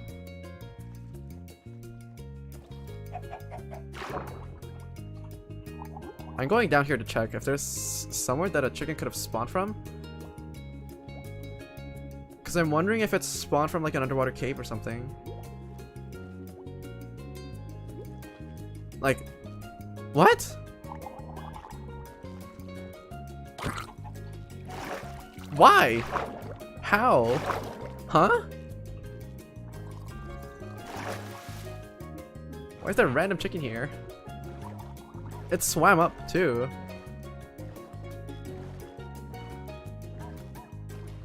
Yeah. I have no idea where that chicken came from. It knows something that I don't, and I'm scared to probe it for more information. Big chicken is gonna come after me. Whenever this kind of situation happens, it's best to just stay low, don't ask questions, and just move on with your life. If you don't want big chicken to come after you. Oh no, please don't break boat. Yeah, considering I just ran over a couple of magma blocks, I have a feeling that the chicken came from like an underwater ravine. There's probably like a patch of grass or something in there that I was able to spawn out of. Man, that chicken really caught me off guard. It just started swimming upwards. It's like, what? Interesting. Where else can we go? We are headed in the right direction. Hello, Health Shift. Were you here in time to see that? There was a chicken that just swam out from the ocean. Aqua chicken. I can't tell if they're like chickens or ducks anymore. I'm pretty sure most animals are actually like able to like swim innately, but to swim out from the bottom of the ocean like that, I don't know if that chicken's even alive. I don't want to question it. That chicken knows things that I don't. Let me just disable my inventory real quick. Okay, yeah, this time I'm gonna head to the north side of this island right here. There is a shipwreck over there, but I don't think that there's anything that I don't think there's anything valuable I can get from these ships anymore. Chickens are fish? You know what? At this point, I'll take your word for it. That's about as true as it gets for me at this point, you know? Yeah. Chickens are fish, confirmed. I don't know, man. These chickens are weird. Pretty sure they don't take damage from drowning. Yeah, I don't think so either. Ooh, glow squid. Come here.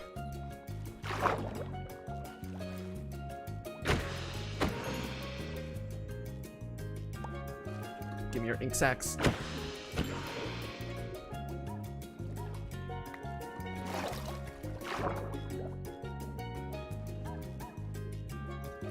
Yeah, I wanted to do a couple of experiments with glowing sacs and stuff like that because I never really touched on them. Yeah, so I'm hoping to get some new experiences in Minecraft out of the way over here. So stuff like experimenting with glowing sacs. Ooh, that's a skeleton. Glowing sacs. Making my first conduit ever in Minecraft. Like I spent like, I'm pretty sure at this point I've spent like thousands of hours in Minecraft, but yeah, I always fall into this. I fall into the same habit repeatedly, where I basically just don't try out new things, and I just spend a lot of time just mining and hoarding resources. This happens to me on like every server, and then on those servers that I play on, I'm basically the one to donate a lot of resources for a group for major server construction projects and stuff like that, rather than making them myself. But yeah, I want to explore with. I want to try out using conduits and stuff like that. They light up signs and item frames. Yeah. Oh, this is a surface ship. Huh. How bad of a captain do you have to be to crash a ship sideways onto land like this? Like... Well, I guess if you think about the captains being villagers, then it kind of makes sense because, like, who knows what's going on through their heads. Yeah, actually, yeah, if the captain was a villager, then I could totally understand how they would crash the ships. Then if the villagers are the ones making, like, these boats and stuff on this world, right, then... And the Endermen are the ones creating, like, the end cities and stuff like that. And Hoglins are the ones making the stuff in the Nether.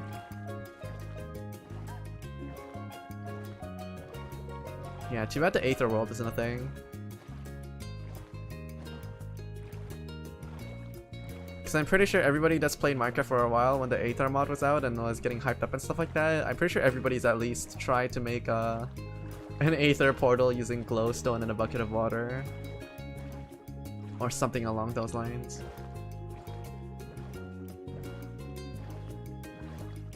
Wait, come to think about it, isn't the Aether mod getting a complete rewrite? I'm not sure if it's like... Oh, it's another village. I might be able to just yoink a bed from here.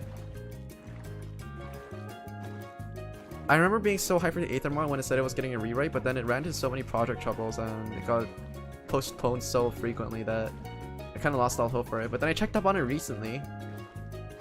By recently, I mean like a couple of months ago, I think. And then it's like...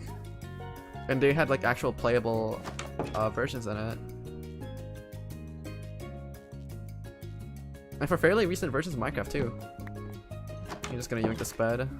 Mine now. I'm pretty sure there was a glow squid over here as well. Somewhere. Whatever.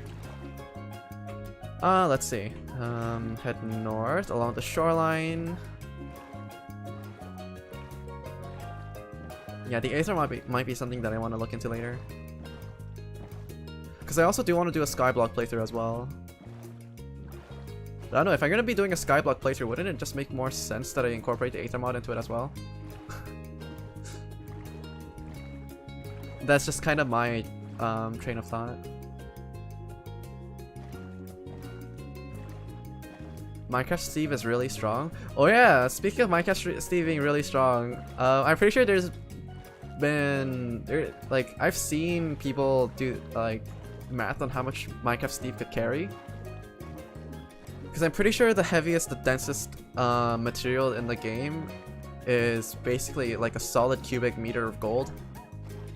And the fact that Steve can basically hold an inventory full of solid gold blocks along with one in his offhand is like... Yeah, Steve is strong, like strong. Ooh, there's more husks that are basically just being burned alive over here. I want to see if there is any more Nautilus shells I can grab. Can you carry MBT chest? Oh, true, yeah. Oh yeah, and shulker boxes too.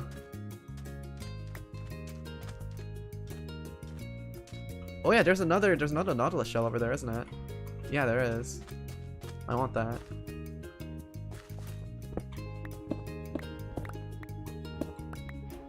Yeah, true. I forgot that you could also carry like shulker boxes and MBT chests. Yeah, at that point it's like... Wouldn't that basically put him as like one of the strongest characters in video games like ever? In terms of just raw strength? I'm pretty sure it would.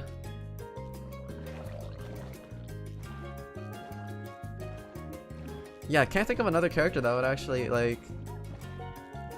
Okay, granted there are characters that use like augmented suits and stuff like that, but that's kind of cheating. But in terms of like raw strength, raw strength, I'm pretty sure... Yeah, who would be stronger, Shrek or... So... Mostly land.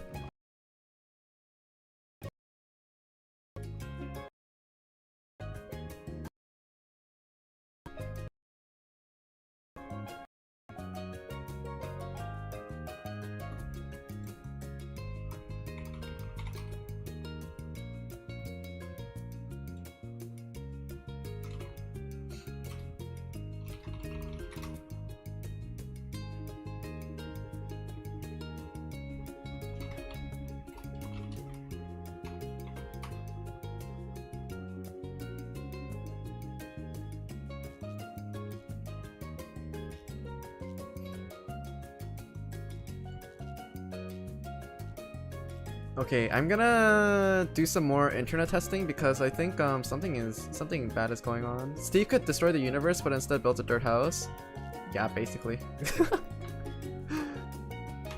Hold up. I'm trying to see what's going on with my internet right now. It seems really odd that it would actually act up in this way. Just waiting for the stream to stabilize a little bit before I start playing again. Hello, Larry. Yeah, hopefully it fixes itself soon.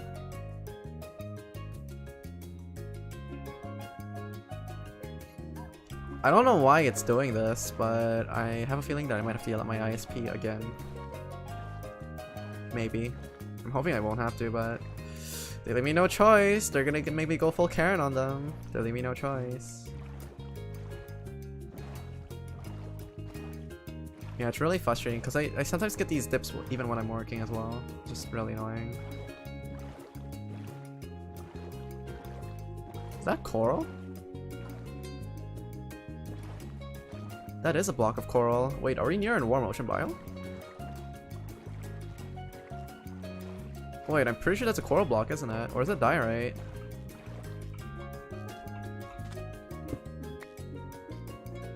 It's diorite. I've been bamboozled. Okay, that's not a coral block. I guess coral blocks look more gray, I think? Yeah, but anyways, that wasn't it. Oh no! I thought I was so close. Hello, Lena. Hello, hello. Search for a warm ocean biome continues.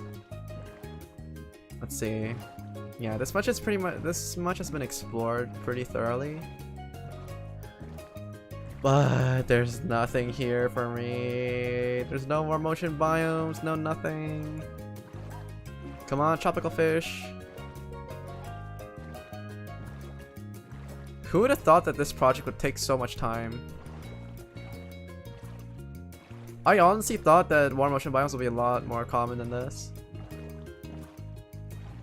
Because finding the warm ocean biome is one thing, but the fact that I have to design a farm around it is another. I have no idea where to even start with that kind of a farm. How high up I have to build it and stuff like that. That's another thing that I have to experiment with a lot. Okay, let me just go through over here and explore some more bits in the map. Yeah, every time I see a gray block now, ooh, I don't want to fight those guys. Yeah, every time I see like a gray block or a white block, I'm just gonna freak out and think that it's coral. My mind is just hardwired into looking for it now. No more coral, no coral. There's a village. I'm pretty sure I've been there before. Yeah, I've explored this village already, I think. Actually, no, not this one.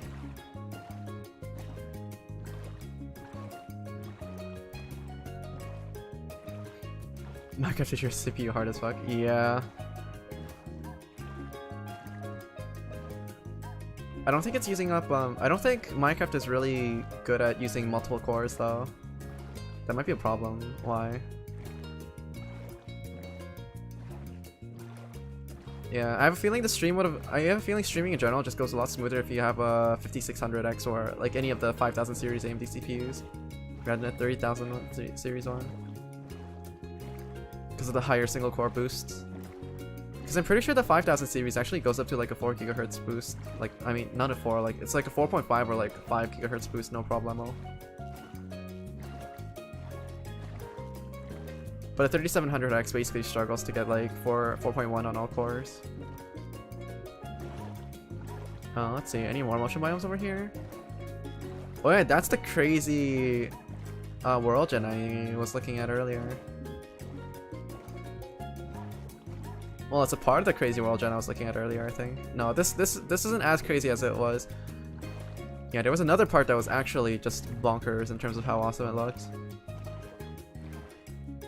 Mojang needs to fix their game. Yeah, but I don't think they will, because their quote-unquote optimized version of the game is basically the Bedrock version, and that thing runs smooth as silk. It's just a limitation of Java and its codebase, I think. Yeah, I think it's more of a Java problem than anything.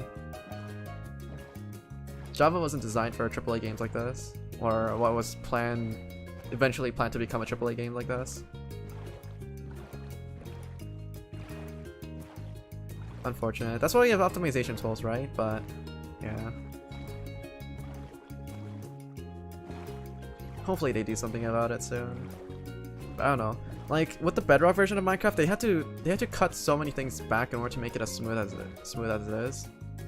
Like the fact that redstone isn't predictable in the Bedrock version is super off-putting to me. Because to me, redstone should basically act like a computer would. There shouldn't be any form of randomness when it comes to working with redstone, but yeah. You haven't seen Bedrock on Xbox? Oh, I'm guessing it's really bad, but I guess like console hardware isn't really great to begin with, I guess. I mean, that's why like whenever the new, like, yeah, the older console hardware wasn't really good to begin with. Like Xbox and Sony try to keep theirs up to date, but then Nintendo just doesn't give a crap and just releases old hardware in their systems, like the Switch. And then whatchamacallit. Yeah, that's why like on the new like PS5s and the Xbox One, Xbox Series X, I guess. I don't even know what they're called anymore. It's so confusing. But yeah, the new Xboxes, it's like it's just a straight up PC at that point. Considering how little like proprietary CPUs and stuff like that they use in their stuff, it's basically just straight up a gaming PC at this point.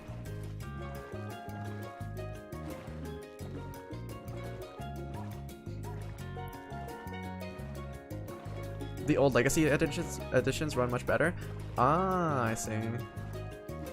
Yeah, but then again, the old legacy edition ones didn't really have Infinite World Gen either or anything like that. I'm pretty sure like those actual Bedrock versions and not the ones that are labeled as like just base Minecraft, I'm pretty sure those ones had like small ass worlds too, didn't it? Like a world border of like a couple hundred blocks in each direction, if even that. Because I remember the OG, like the original version of Minecraft that came out for phones, right? I remember playing that on my iPod Touch, and that was ages ago.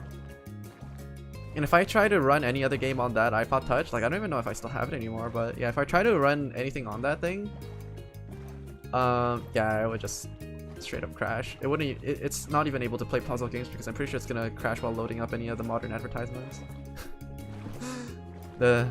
Yeah, handheld technology has come such a far way. I'm super impressed, and I'm always looking forward to what we can expect from now on.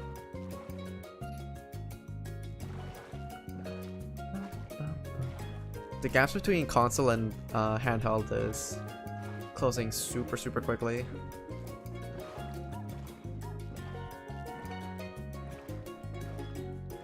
Like even when looking at Apple, right? The fact that Apple released the M1 chip and like how small it is, I wouldn't be surprised. Like they could probably honestly fit it onto a phone.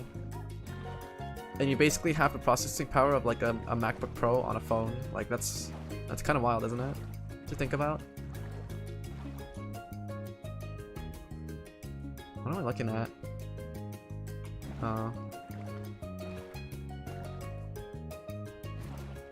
Yeah, sooner or later we're eventually gonna...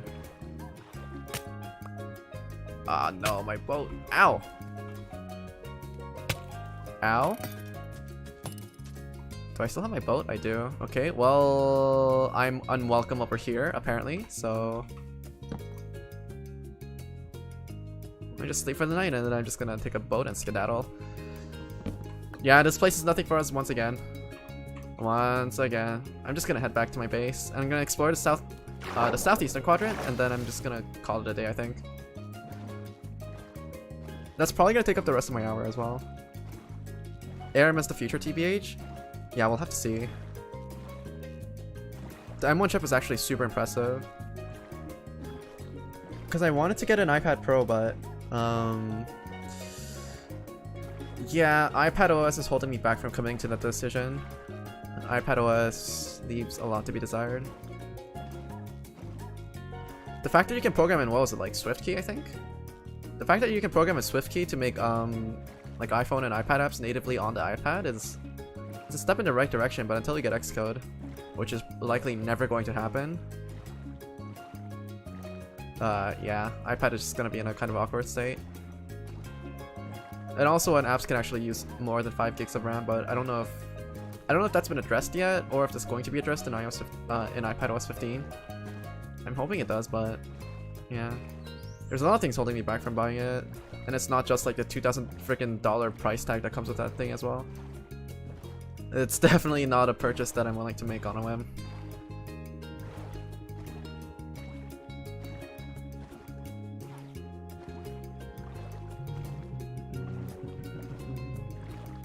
One of the reasons why I also wanted to get an iPad is so I could use it for face tracking.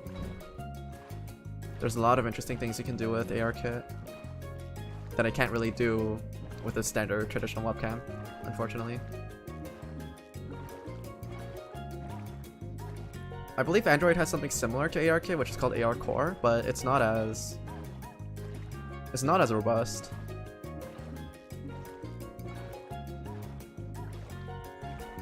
And I believe Windows should have something similar in the form of like Windows Hello, but it's not really. I don't think people really use it for VTubing to begin with.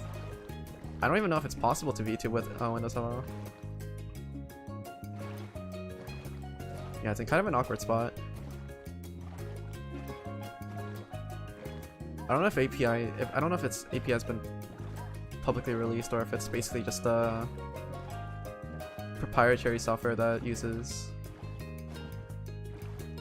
Windows only things. And if software companies, if webcam companies basically have to pay to have that kind of thing installed onto their webcams.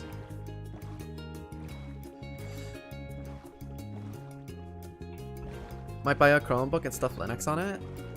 That could be an option too. I was actually considering getting a Chromebook just so I could experiment with using Google Sheets on it. Yeah, I really like Google Sheets.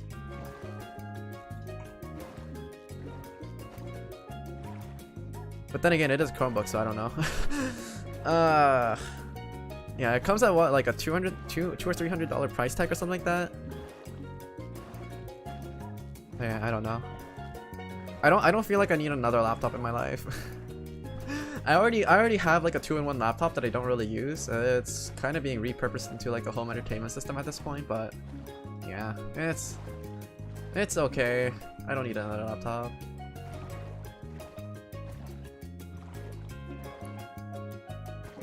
Also, one thing that cheeses me more about like buying another laptop is the fact that like the next laptop I get, I might want to get like a data connection on it.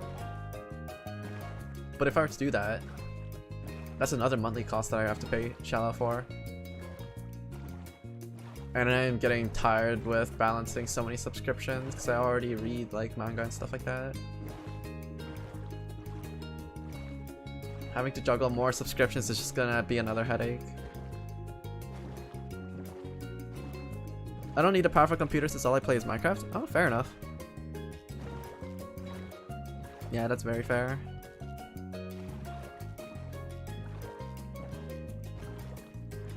Yeah, I've seen some people get more powerful computers, like fully built out, decked out gaming rigs for Minecraft because they play with mod packs that are so big that it would basically just straight up destroy your computer otherwise. Because I'm pretty sure my computer actually, in its current state, kind of struggles with RL Craft.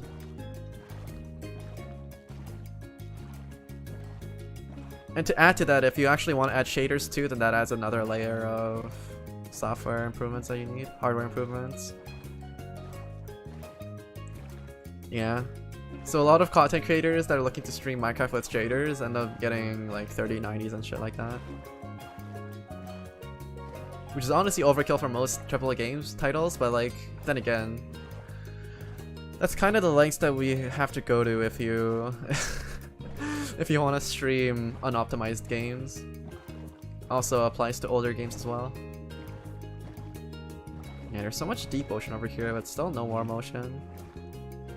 I said I was gonna head back, but then there is still this like middle blotch of land that I haven't of ocean that I haven't explored yet. I might need to save the southeastern quadrant exploration part for another stream later.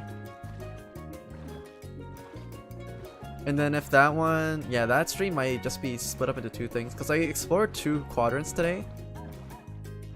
I explored this. I basically explored the entire west side of my base on this stream, so it's like a 2,000 by 4,000 area roughly.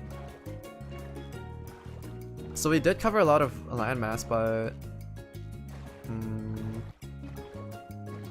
hello Hibiki, how are you doing? War motion biome, please! I want to start breeding axolotls. Yeah. Like I wanna either beat the game or I wanna make an axolotl farm and get a blue axolotl. I wanna make a zoo. But I don't wanna die before I finish the zoo, so that's why I'm kind of putting off the Ender Dragon fight. But at this rate, I might just have to commit to getting an Ender Dragon fight out of the way first, and then just using an Elytra to look for war motion biomes. This is getting kind of ridiculous.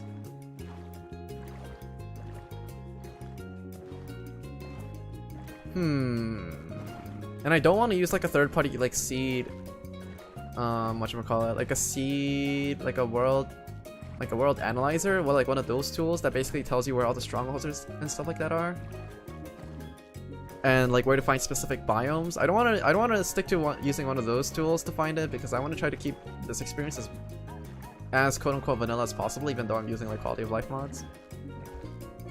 Yeah, I don't want to commit too hard to cheating. That's why I even turned off my mini map and world map that I would normally use in a playthrough.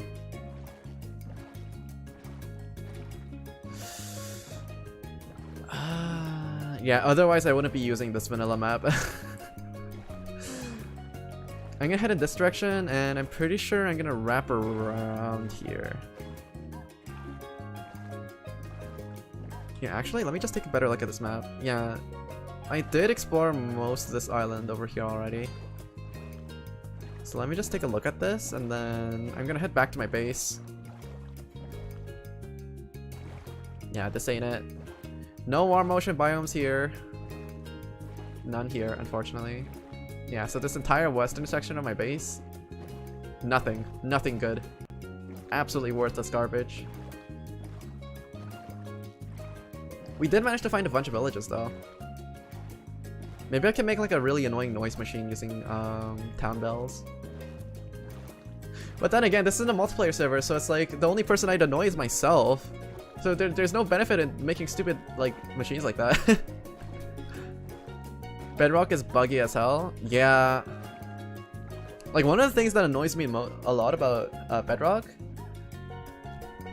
is so many redstone contraptions don't work on Bedrock that it kind of cheeses me, and there's mechanics that are like broken down into science on Java Edition that just straight up don't work in Bedrock because it's been dumbed down to such a degree. Like for example, if you have 2 sticky pistons pointing to one block and you have redstone pulling both of the pistons at the same time, right? On Bedrock Edition, what would happen is the 2 pistons would basically randomly pull the block. Meanwhile, on the Java Edition, one piston would be pulling it at a consistently because of the way that block updates happen in a logical way. But in the Bedrock Edition, that kind of logic is kind of just thrown out the window in favor of randomness. It's a part of the reason why redstone is a lot more efficient in Bedrock, but it's dumbed down significantly. I don't really like that. Like I'm not really much of a redstone engineer myself, but the fact that that kind of inconsistency exists in a mechanic that's basically supposed to be as mathematically correct as possible bothers me greatly.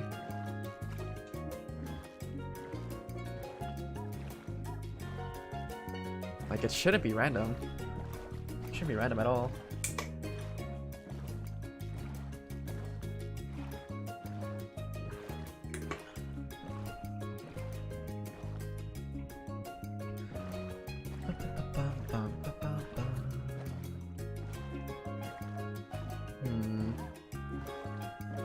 I still have a little bit of time left. I'll start exploring the southeastern quadrant, I think. Or maybe I'll just do a little bit of mining. I might need to do a little bit of mining. Oh, there's more glow squid over there, but I don't think I'm gonna touch it. Yeah. Yeah, one of the reasons why I want to mine is to get my level up to 30. I need to get to level 30 a bunch more times to finish off enchanting the rest of my armor and to basically... Actually, maybe I should just spend the rest of the time fishing. Fishing might not be a bad idea. I don't know if I have any fishing enchantments though.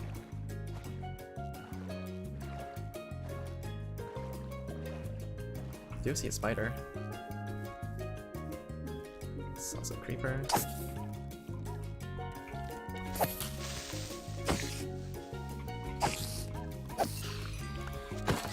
Make an XP farm? Yeah, true. I don't know. Like I was considering making I was thinking of making an Enderman farm for my XP farm instead of a vanilla one.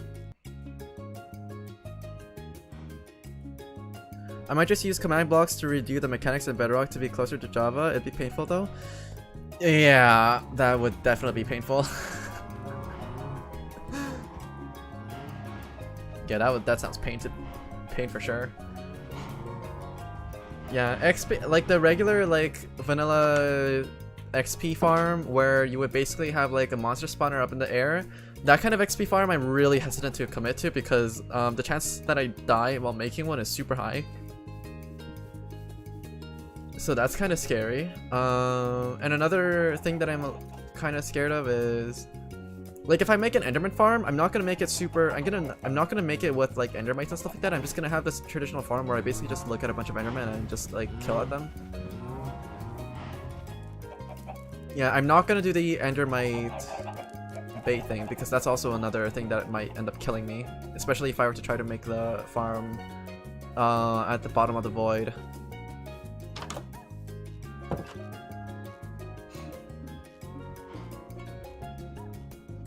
So let me just dump the rest of my inventory, and then I might have to commit to fishing for mending bugs. I do have a level 2 Luck of the Sea enchantment, but I might... Okay, let me just bring up some enchantments and see what I can get. Let me just make a fishing rod real quick. And see what enchantment I can get. It's Unbreaking 3, like it's not a bad enchant by any means, but it's not what I need. I believe this is the correct orientation, I think. Is it? Yeah, this is the correct orientation. Like, the continent over here matches up. Yeah, so for my next stream, I'm probably going to be exploring this area over here. If I don't find any ocean biomes over here, then I'm going to commit to doing the Ender Dragon fight first, getting a pair of Elytra, and then I'll be doing the rest of my exploration. Yeah, I don't want to commit to either doing a Axolotl farm or an Ender Dragon fight. I don't want to... Yeah, the Ender Dragon fight is going to be the most dangerous thing that I'm going to be doing on this playthrough, so I might as well get it out of the way before I commit to making like an extravagant zoo and dying at the Ender Dragon fight. That's just going to be painful. Yeah. So the enchantments I need to prioritize are basically Feather Falling, getting a bunch of blast Feather Falling and getting Protection 4, Unbreaking. Helmet isn't that useful. Car crash review helps your road rage, at least it helps mine. I don't drive, first of all, so I don't have to deal with any of that crap.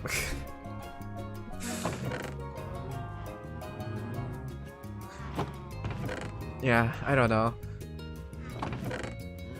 I just want to get to a point where I can just hop into a car, tell it where I want to go, and then I just want to be done with it. I don't want to drive. I don't like the idea of driving. Too stressful for me. I mean, I do have a license, but I just don't like driving. I'm just waiting for the day where I can just rely on self-driving cars. Sitting and praying. I mean, we're getting there in terms of technology. We're getting there. Considering that cars can like basically just like route themselves to you in a parking lot and park themselves at this point. Like, we're getting there, we just need the legislation to catch up to it, but who knows when that's gonna happen. Oh yeah, and the fact that they can also, like, traverse down the highway by themselves as well, that's also super cool.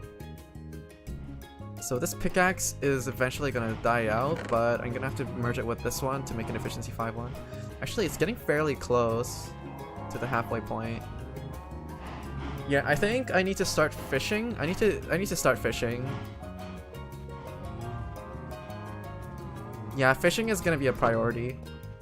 Because I need to start fishing so I can get a mending book for my pickaxe, and then I need to get mending for the rest of my armors, and then I also need to get mending for my sword and shovel and whatever.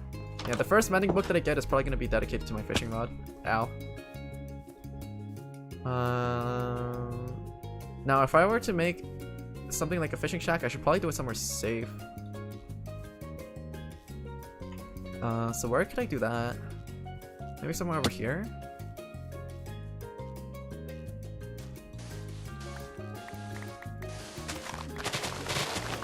Something like this, and then I'll just...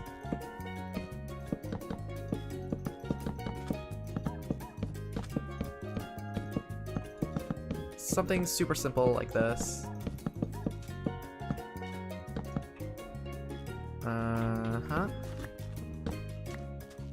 And then I'll make a crafting table.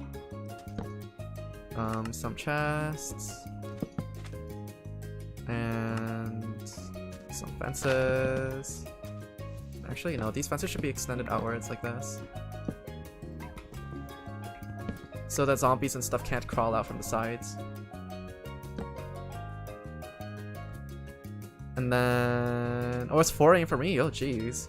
3 AM for me. It's currently 10:33 where I am in Eastern Daylight Time. And then... do I need anything else for something safer? I could add a little bit more of an overhang. So something like this. I messed that one up.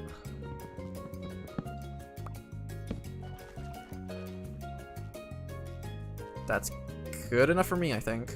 Let me make another set of fences.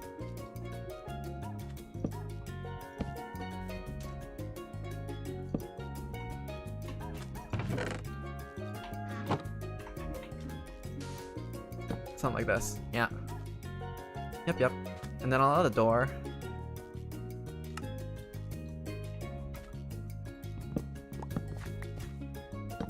One over here, and one on the other side as well. Just in case I see mobs on one side, so I can just get out through the other.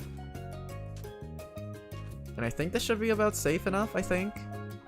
A safer door would honestly be to use pistons instead, so that zombies can't break these doors down, but I think this is fine for now. Ooh, I'll also add like an emergency boat over here, just in case I need to just dip set. I think this is about as good as it gets. And now it's time to fish. Fish forever.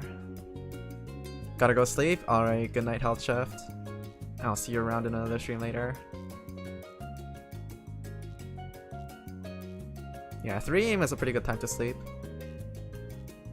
But because of like gacha games and stuff like that, I always find myself staying up until sometimes staying up until like 4 for the daily resets. It's a really bad habit. I really should stop doing that. Raw salmon, useless. I need to get a really good fishing rod and then start enchanting with it. Luck of the Sea, lure being one of the better ones. Mending would hopefully be a... Actually, yeah, I'm hoping to catch a mending fishing rod soon. That would also save a lot of time and effort. Actually, yeah, speaking of an XP farm, I could honestly make an EXP farm, yeah, a regular fishing XP farm. Because the only downside to making a fish farm right now,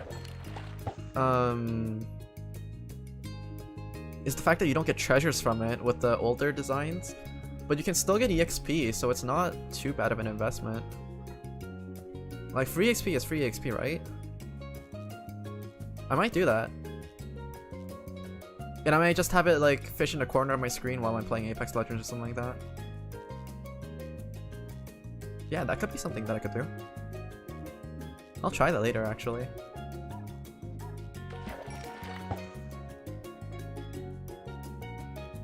Yeah, because all I'm after is like a sword. It's like a safe source of EXP that doesn't put me at risk of dying.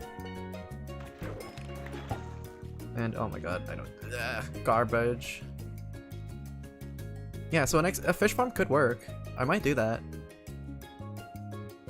And I'll just have it like minimized in like a corner of my screen while I play Apex Legends. Because I did mention that I don't want to spend any time in this world not on stream.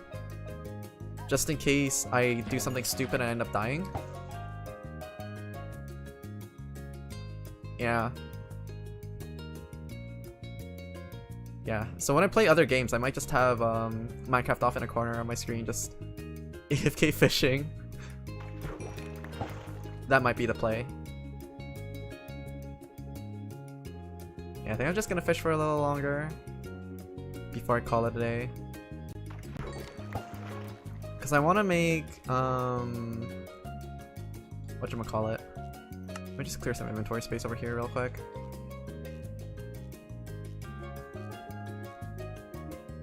Did that pair of boots that I threw over there just actually just float all the way over there, even though I just started from here?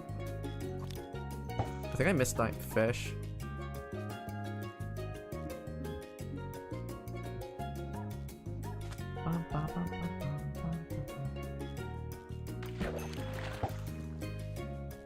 Getting pretty good source of EXP, it's just that the fishing rod is kind of dying out. Even without a lure enchant, these fish are actually coming in pretty quickly. I'm honestly kind of surprised.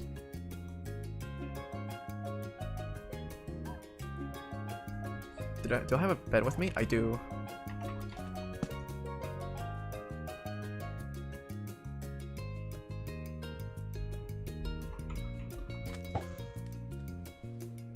I really don't want to deal with any mobs right now. Fishing only. Yeah, I might spend a stream just fishing. And then during that fishing stream, I can basically just look for like a mending rod or something.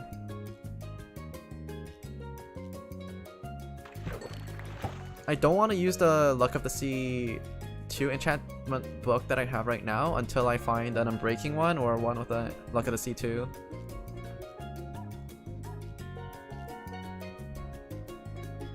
Because I've had cases where I just fished out a complete fishing rod in the past, where it basically just has all 4 of the enchantment lines that it needs at max level. I've had cases like that happen before, so I don't want to commit too hard into just making a fishing rod that fishing rod piece by piece, because that's gonna take a lot of EXP. Granted, its its ROI is like super high, but even then, why make it harder for yourself when you don't need to?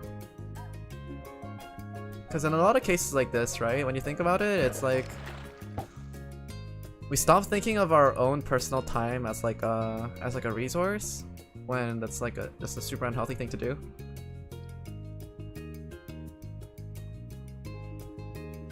Yeah, factoring your own time into seeing if an item is worth achieving or not is super important, but it kind of just, yeah, we kind of just forget about it sometimes.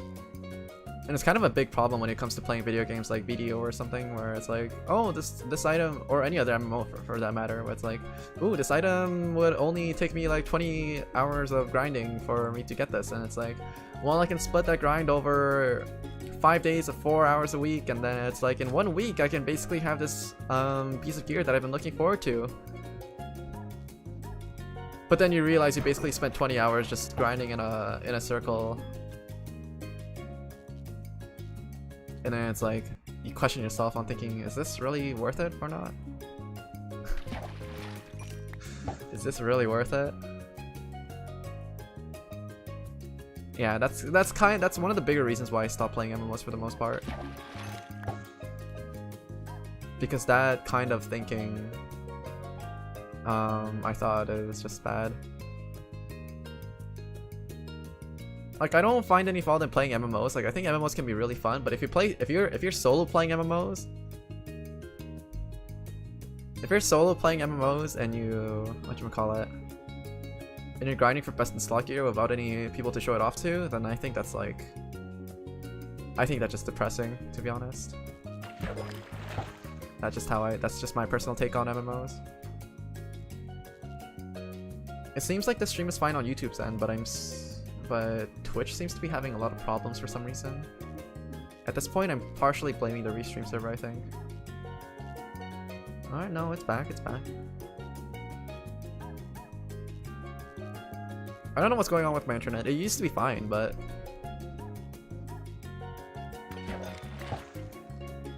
I don't know if this is part of the EN curse or not. Could be.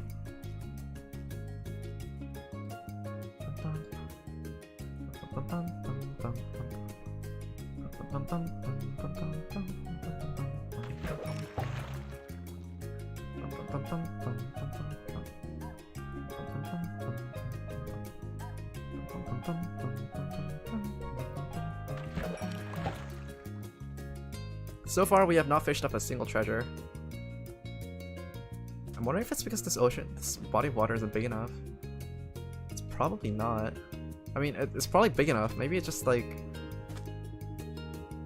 I hear something walking. I hear footsteps. I don't like that.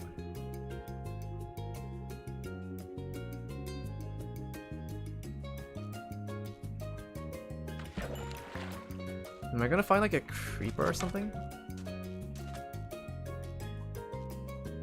What was I hearing? What footsteps?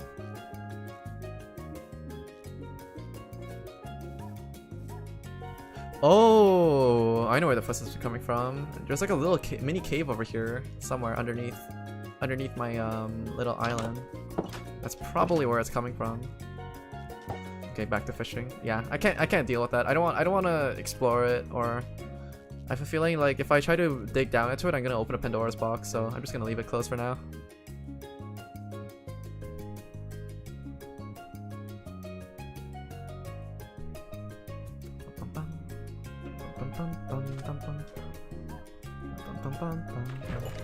Yeah, I haven't fished up a single treasure yet. Wait, let me look up the Minecraft wiki for what the treasure rates are.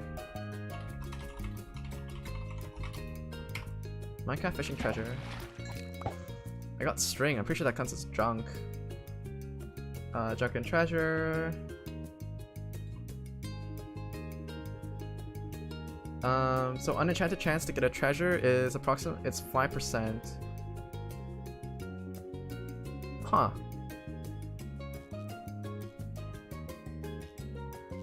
Okay, so I'm not too unlucky just yet, considering it is 5%.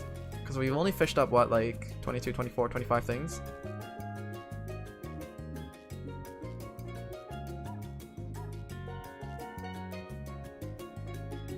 I mean, I should have caught at least one treasure by now, but it's not too strange.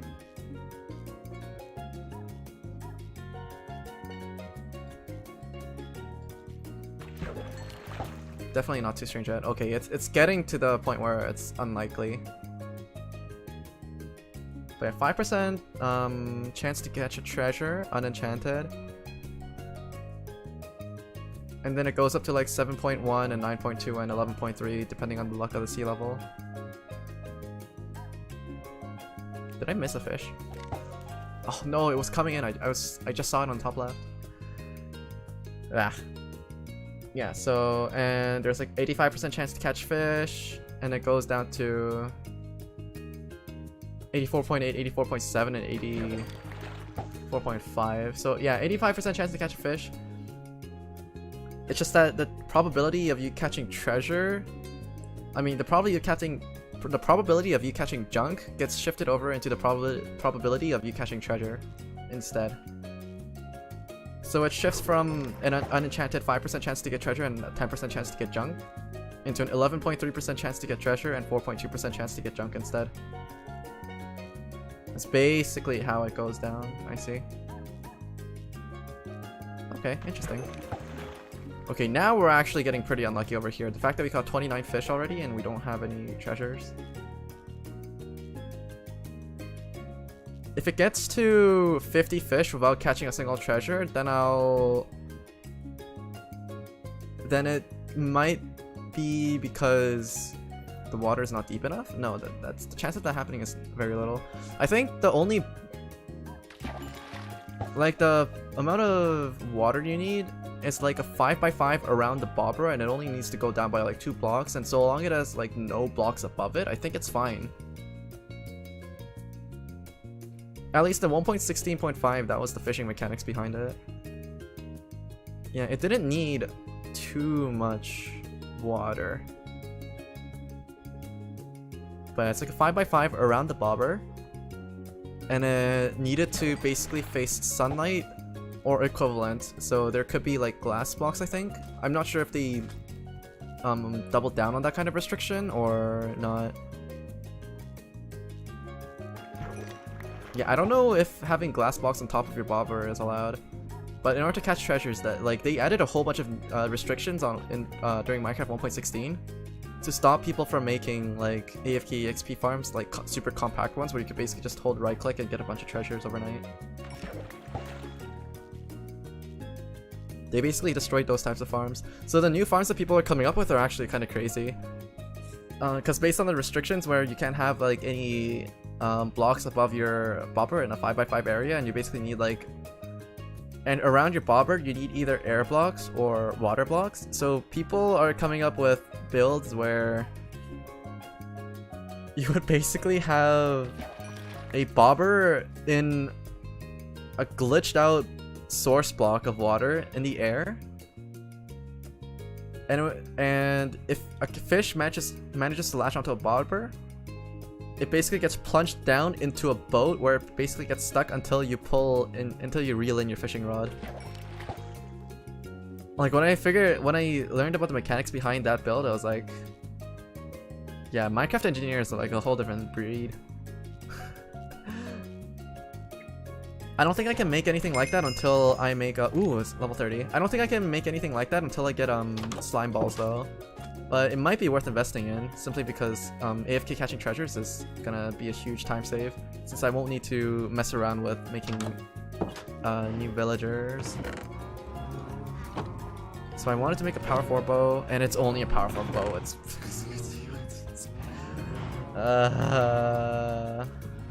okay. Let's take a look at the other enchantments that we have then. So this is Depth Strider, useless. Protection 3, Unbreaking 3, Fire Protection 3. Efficiency. I can't enchant the fish. Nope. Efficiency 3. What about fishing rod? Luck at a C2. I'm gonna commit to that one. I'm gonna just sleep for the night. Yeah, efficiency 2, and then if I can get any other enchantments on it, like if I can get at the very least, if I can get a... What else was I thinking about? Yeah, if I can get an Unbreaking enchantment on it as well, then that would be all I need. Yeah, Luck of the Sea. So, dump this over here, dump this over there. Oh yeah, what about Sword? Sharpness 3. Yeah, these are all lower tier enchantments. I want Sharpness 4 or something like that. Yeah, there's no reason for me to settle for anything less, considering how much of an EXP investment it usually is. Ow. Just gonna dump all of this in here, and let's start fishing again. Yeah, I might make a mini fishing farm. Like, after I catch my really good fishing rod, right? I might just make, because if it has Unbreaking and Mending on it, then I can make like a mini fishing farm, like an AFK one, using the old design. Because the biggest downside to that is not being able to catch treasures, but if you're only after EXP and fish, then it's a pretty good source of it. Because it's compact, it can basically fit anywhere.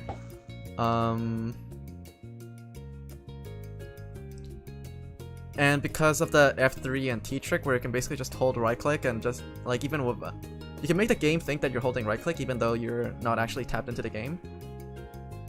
So it's perfect for running in the background, like while you're playing other games and stuff like that, or just working. Yeah, there's very few other sources of EXP that are as passive as getting a fish farm.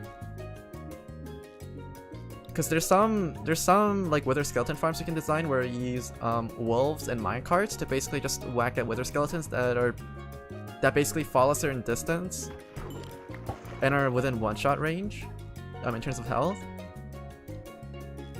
And I believe because tamed wolves, like when tamed wolves kill anything for you, wow, it actually, wow, the bobber hit the EXP bubble and then it actually dropped straight down. Yeah, and when tamed wolves kills things for you, you also get EXP, because the game thinks that you basically did the killing as well. So I know that's one way you can basically design a fish farm. I mean, not a fish farm, an EXP farm.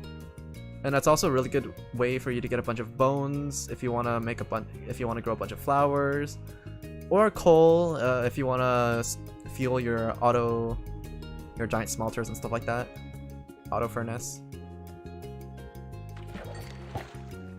So haven't managed to fish up anything that's not a fish or junk.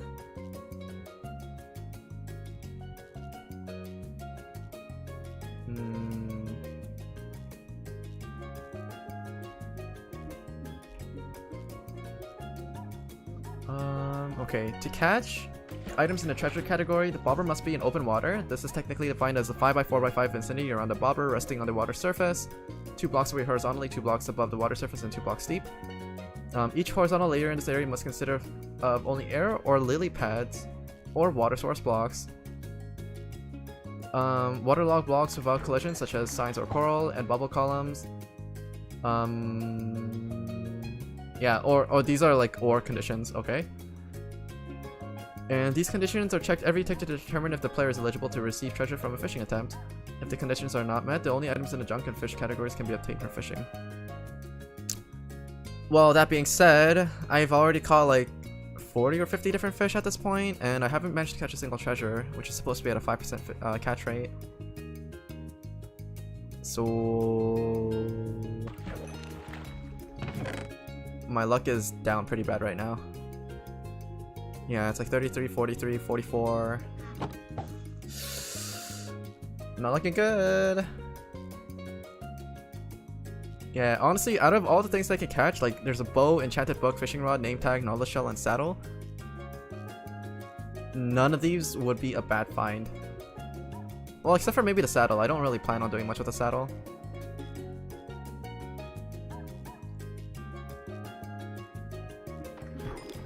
I mean, I could use like carrot on a stick and try to go for the when pigs fly achievement, I think, where you basically have to just ride a pig off of a cliff. I could go for that achievement. But yeah, an enchanted bow was super useful. Enchanted fishing rod is also super useful. Enchanted book is also super useful because of the fact that it can carry mending. Name tag and nautilus shell. Name tag is good for stopping things from despawning. I have a feeling this is gonna be a key part of my zoo. I'm gonna need a lot of name tags. And there's also, yeah, nautilus shell, which is going to be used for conduits. Okay, while I'm on this page, I better look up what conduit is going to be used for. Okay, so a conduit basically requires a nautilus shell and heart of the sea. So 1 heart of the sea surrounded by 8 nautilus shells and a crafting table. Okay. And then how do I make something with it? Conduit is a beacon-like block that provides conduit power and attacks hostile mobs under. Oh, it attacks hostile mobs underwater too. I didn't know that. Could I build one in a? Could I build a conduit inside a ocean monument to help me kill things? Is that a thing? Or am I just overthinking it? I could just be overthinking it. Oh yeah, I could also make a guardian farm for an EXP source, couldn't I? I could technically work on one as well, because there's so many ocean monuments around us that it's possible.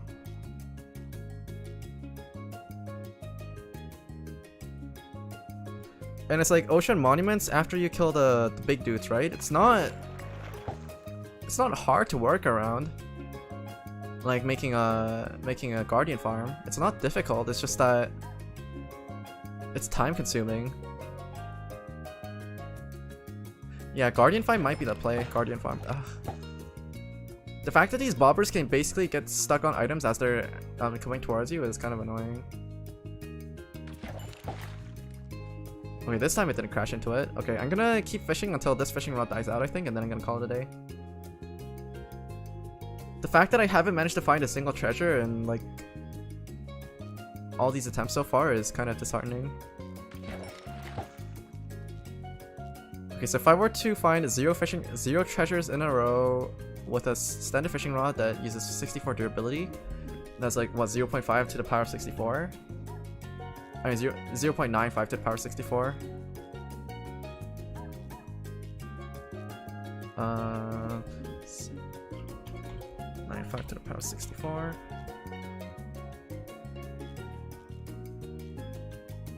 That's honestly not as unlucky as I thought. The chance of that happening, 0.95 to the power of 64, is like a 3.8% chance of happening. I mean, it's not lucky by all means, but when you compare that to gacha rates, I don't know, maybe my sense of like probability's been kind of screwed because I play so much gacha games, but yeah.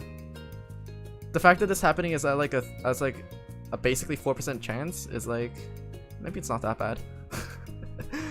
Considering like how frequently we end up doing like single pulls and we end up getting like the highest rarity like SSR tier stuff, which is approximately like 3% or 2% usually in gacha games nowadays. It's like, yeah, I can see it happening more than this, more frequently.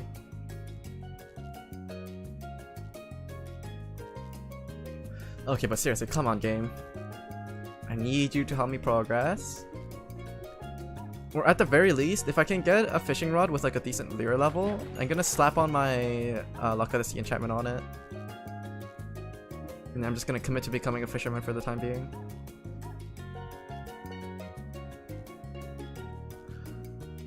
Like, I could technically be EXP grinding and then looking for like a nearly maxed out fishing rod first.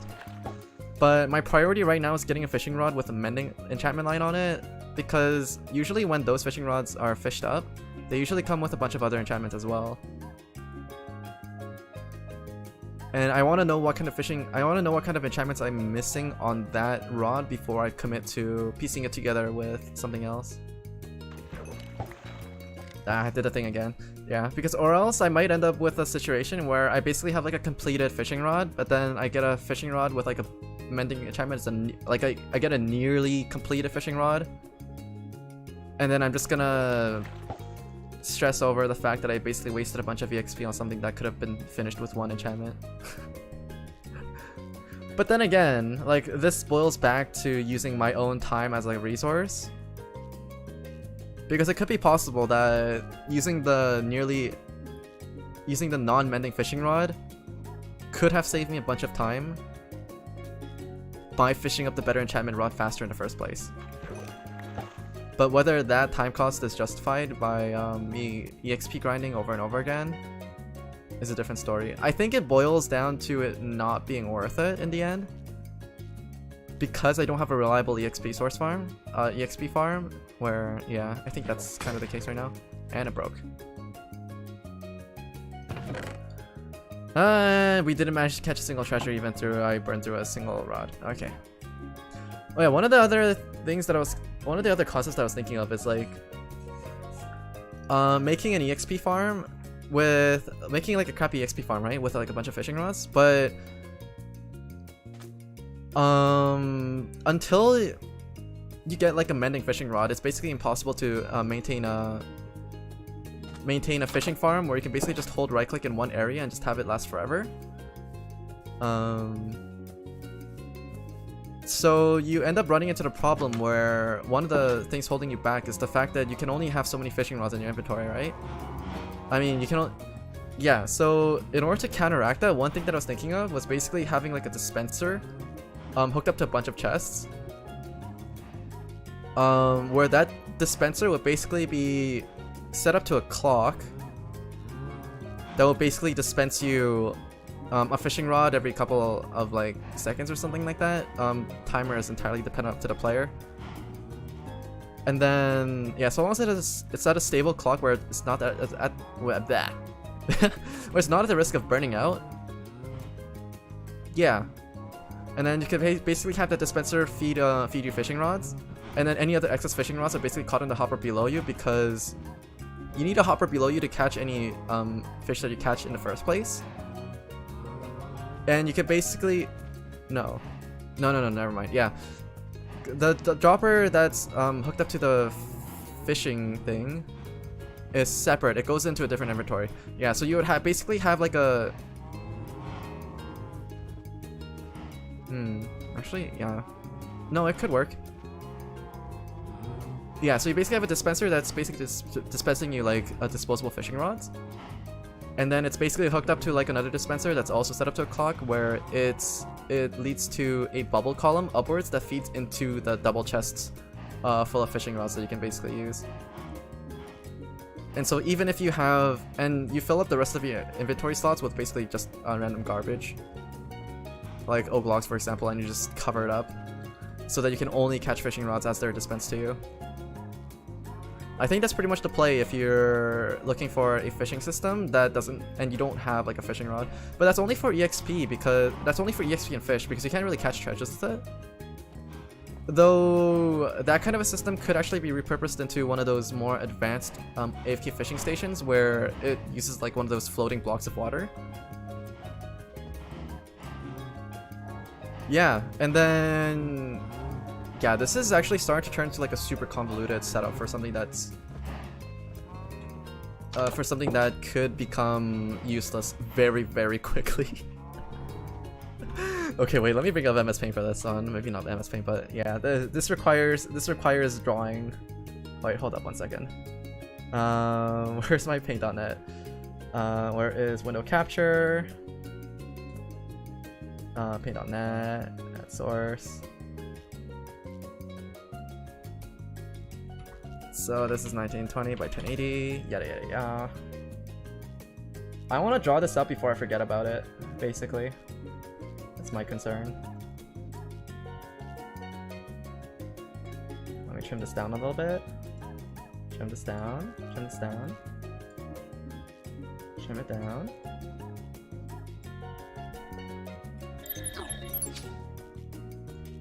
Yeah, so you basically have like you basically have like a player over here. You have like the floating block of water over here. You have the fence post over here. You have your boat, and then you basically have a chest system over here. Oh my god, this is so scuffed. You have a chest system over here, like so. This can be expanded further, and then you have another hopper over here pointing downwards. I need to move everything here down a little bit. Ah.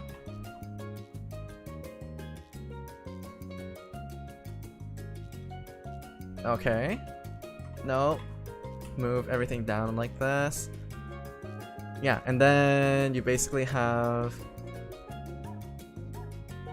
a bubble column leading up to here. You're really good at drawing. I am not a scientist. I mean, I'm not an artist. I am a scientist, so this is about to be expected. And then you basically have like water flowing over here. And then, yeah, these are basically all for fishing rods, right? These are all for fishing rods. These are all for fishing rods. And then you basically have like a dispenser over here, just feeding you fishing rods.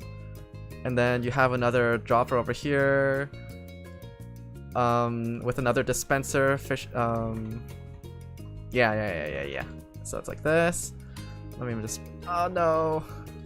I should have been drawing on a transparent layer. Okay, anyways.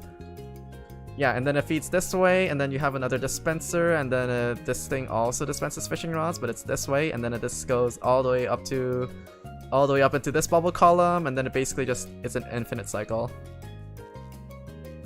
So this thing can be expanded upwards to fit how many other fishing rods that you want, and then you basically just have your own fishing system over here.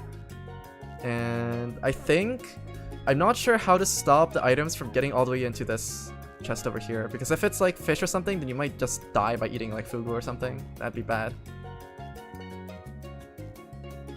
Yeah, and then I think if you have like another hopper over here,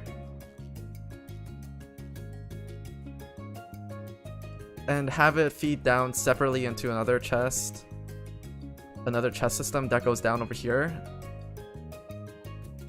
I think this is good enough. And then these two systems basically need to be paired up with redstone clocks.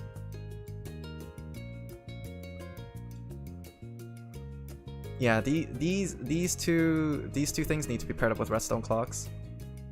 And then that's pretty much it. Did I? Okay, yeah, I properly saved over here. I was worried about this. I'm gonna save this as a reference for later, but I think this is possible. I might try to make this in a creative world later, but I'll have to see. But yeah. And now it's 11:07, and I should probably head out for the night. So thank you all for dropping by, and I'll see you guys in a later stream. I'm probably gonna be streaming Apex for this week. And I'll probably do Minecraft. Actually, yeah. I'll probably be alternating between Minecraft and Apex for this week. So thank you all for dropping by, and I'll see you guys around later. Bye! My OBS is frozen. Are you kidding me? Come on, you're not doing this to me right now. Oh my god, everything is broken. What's going on?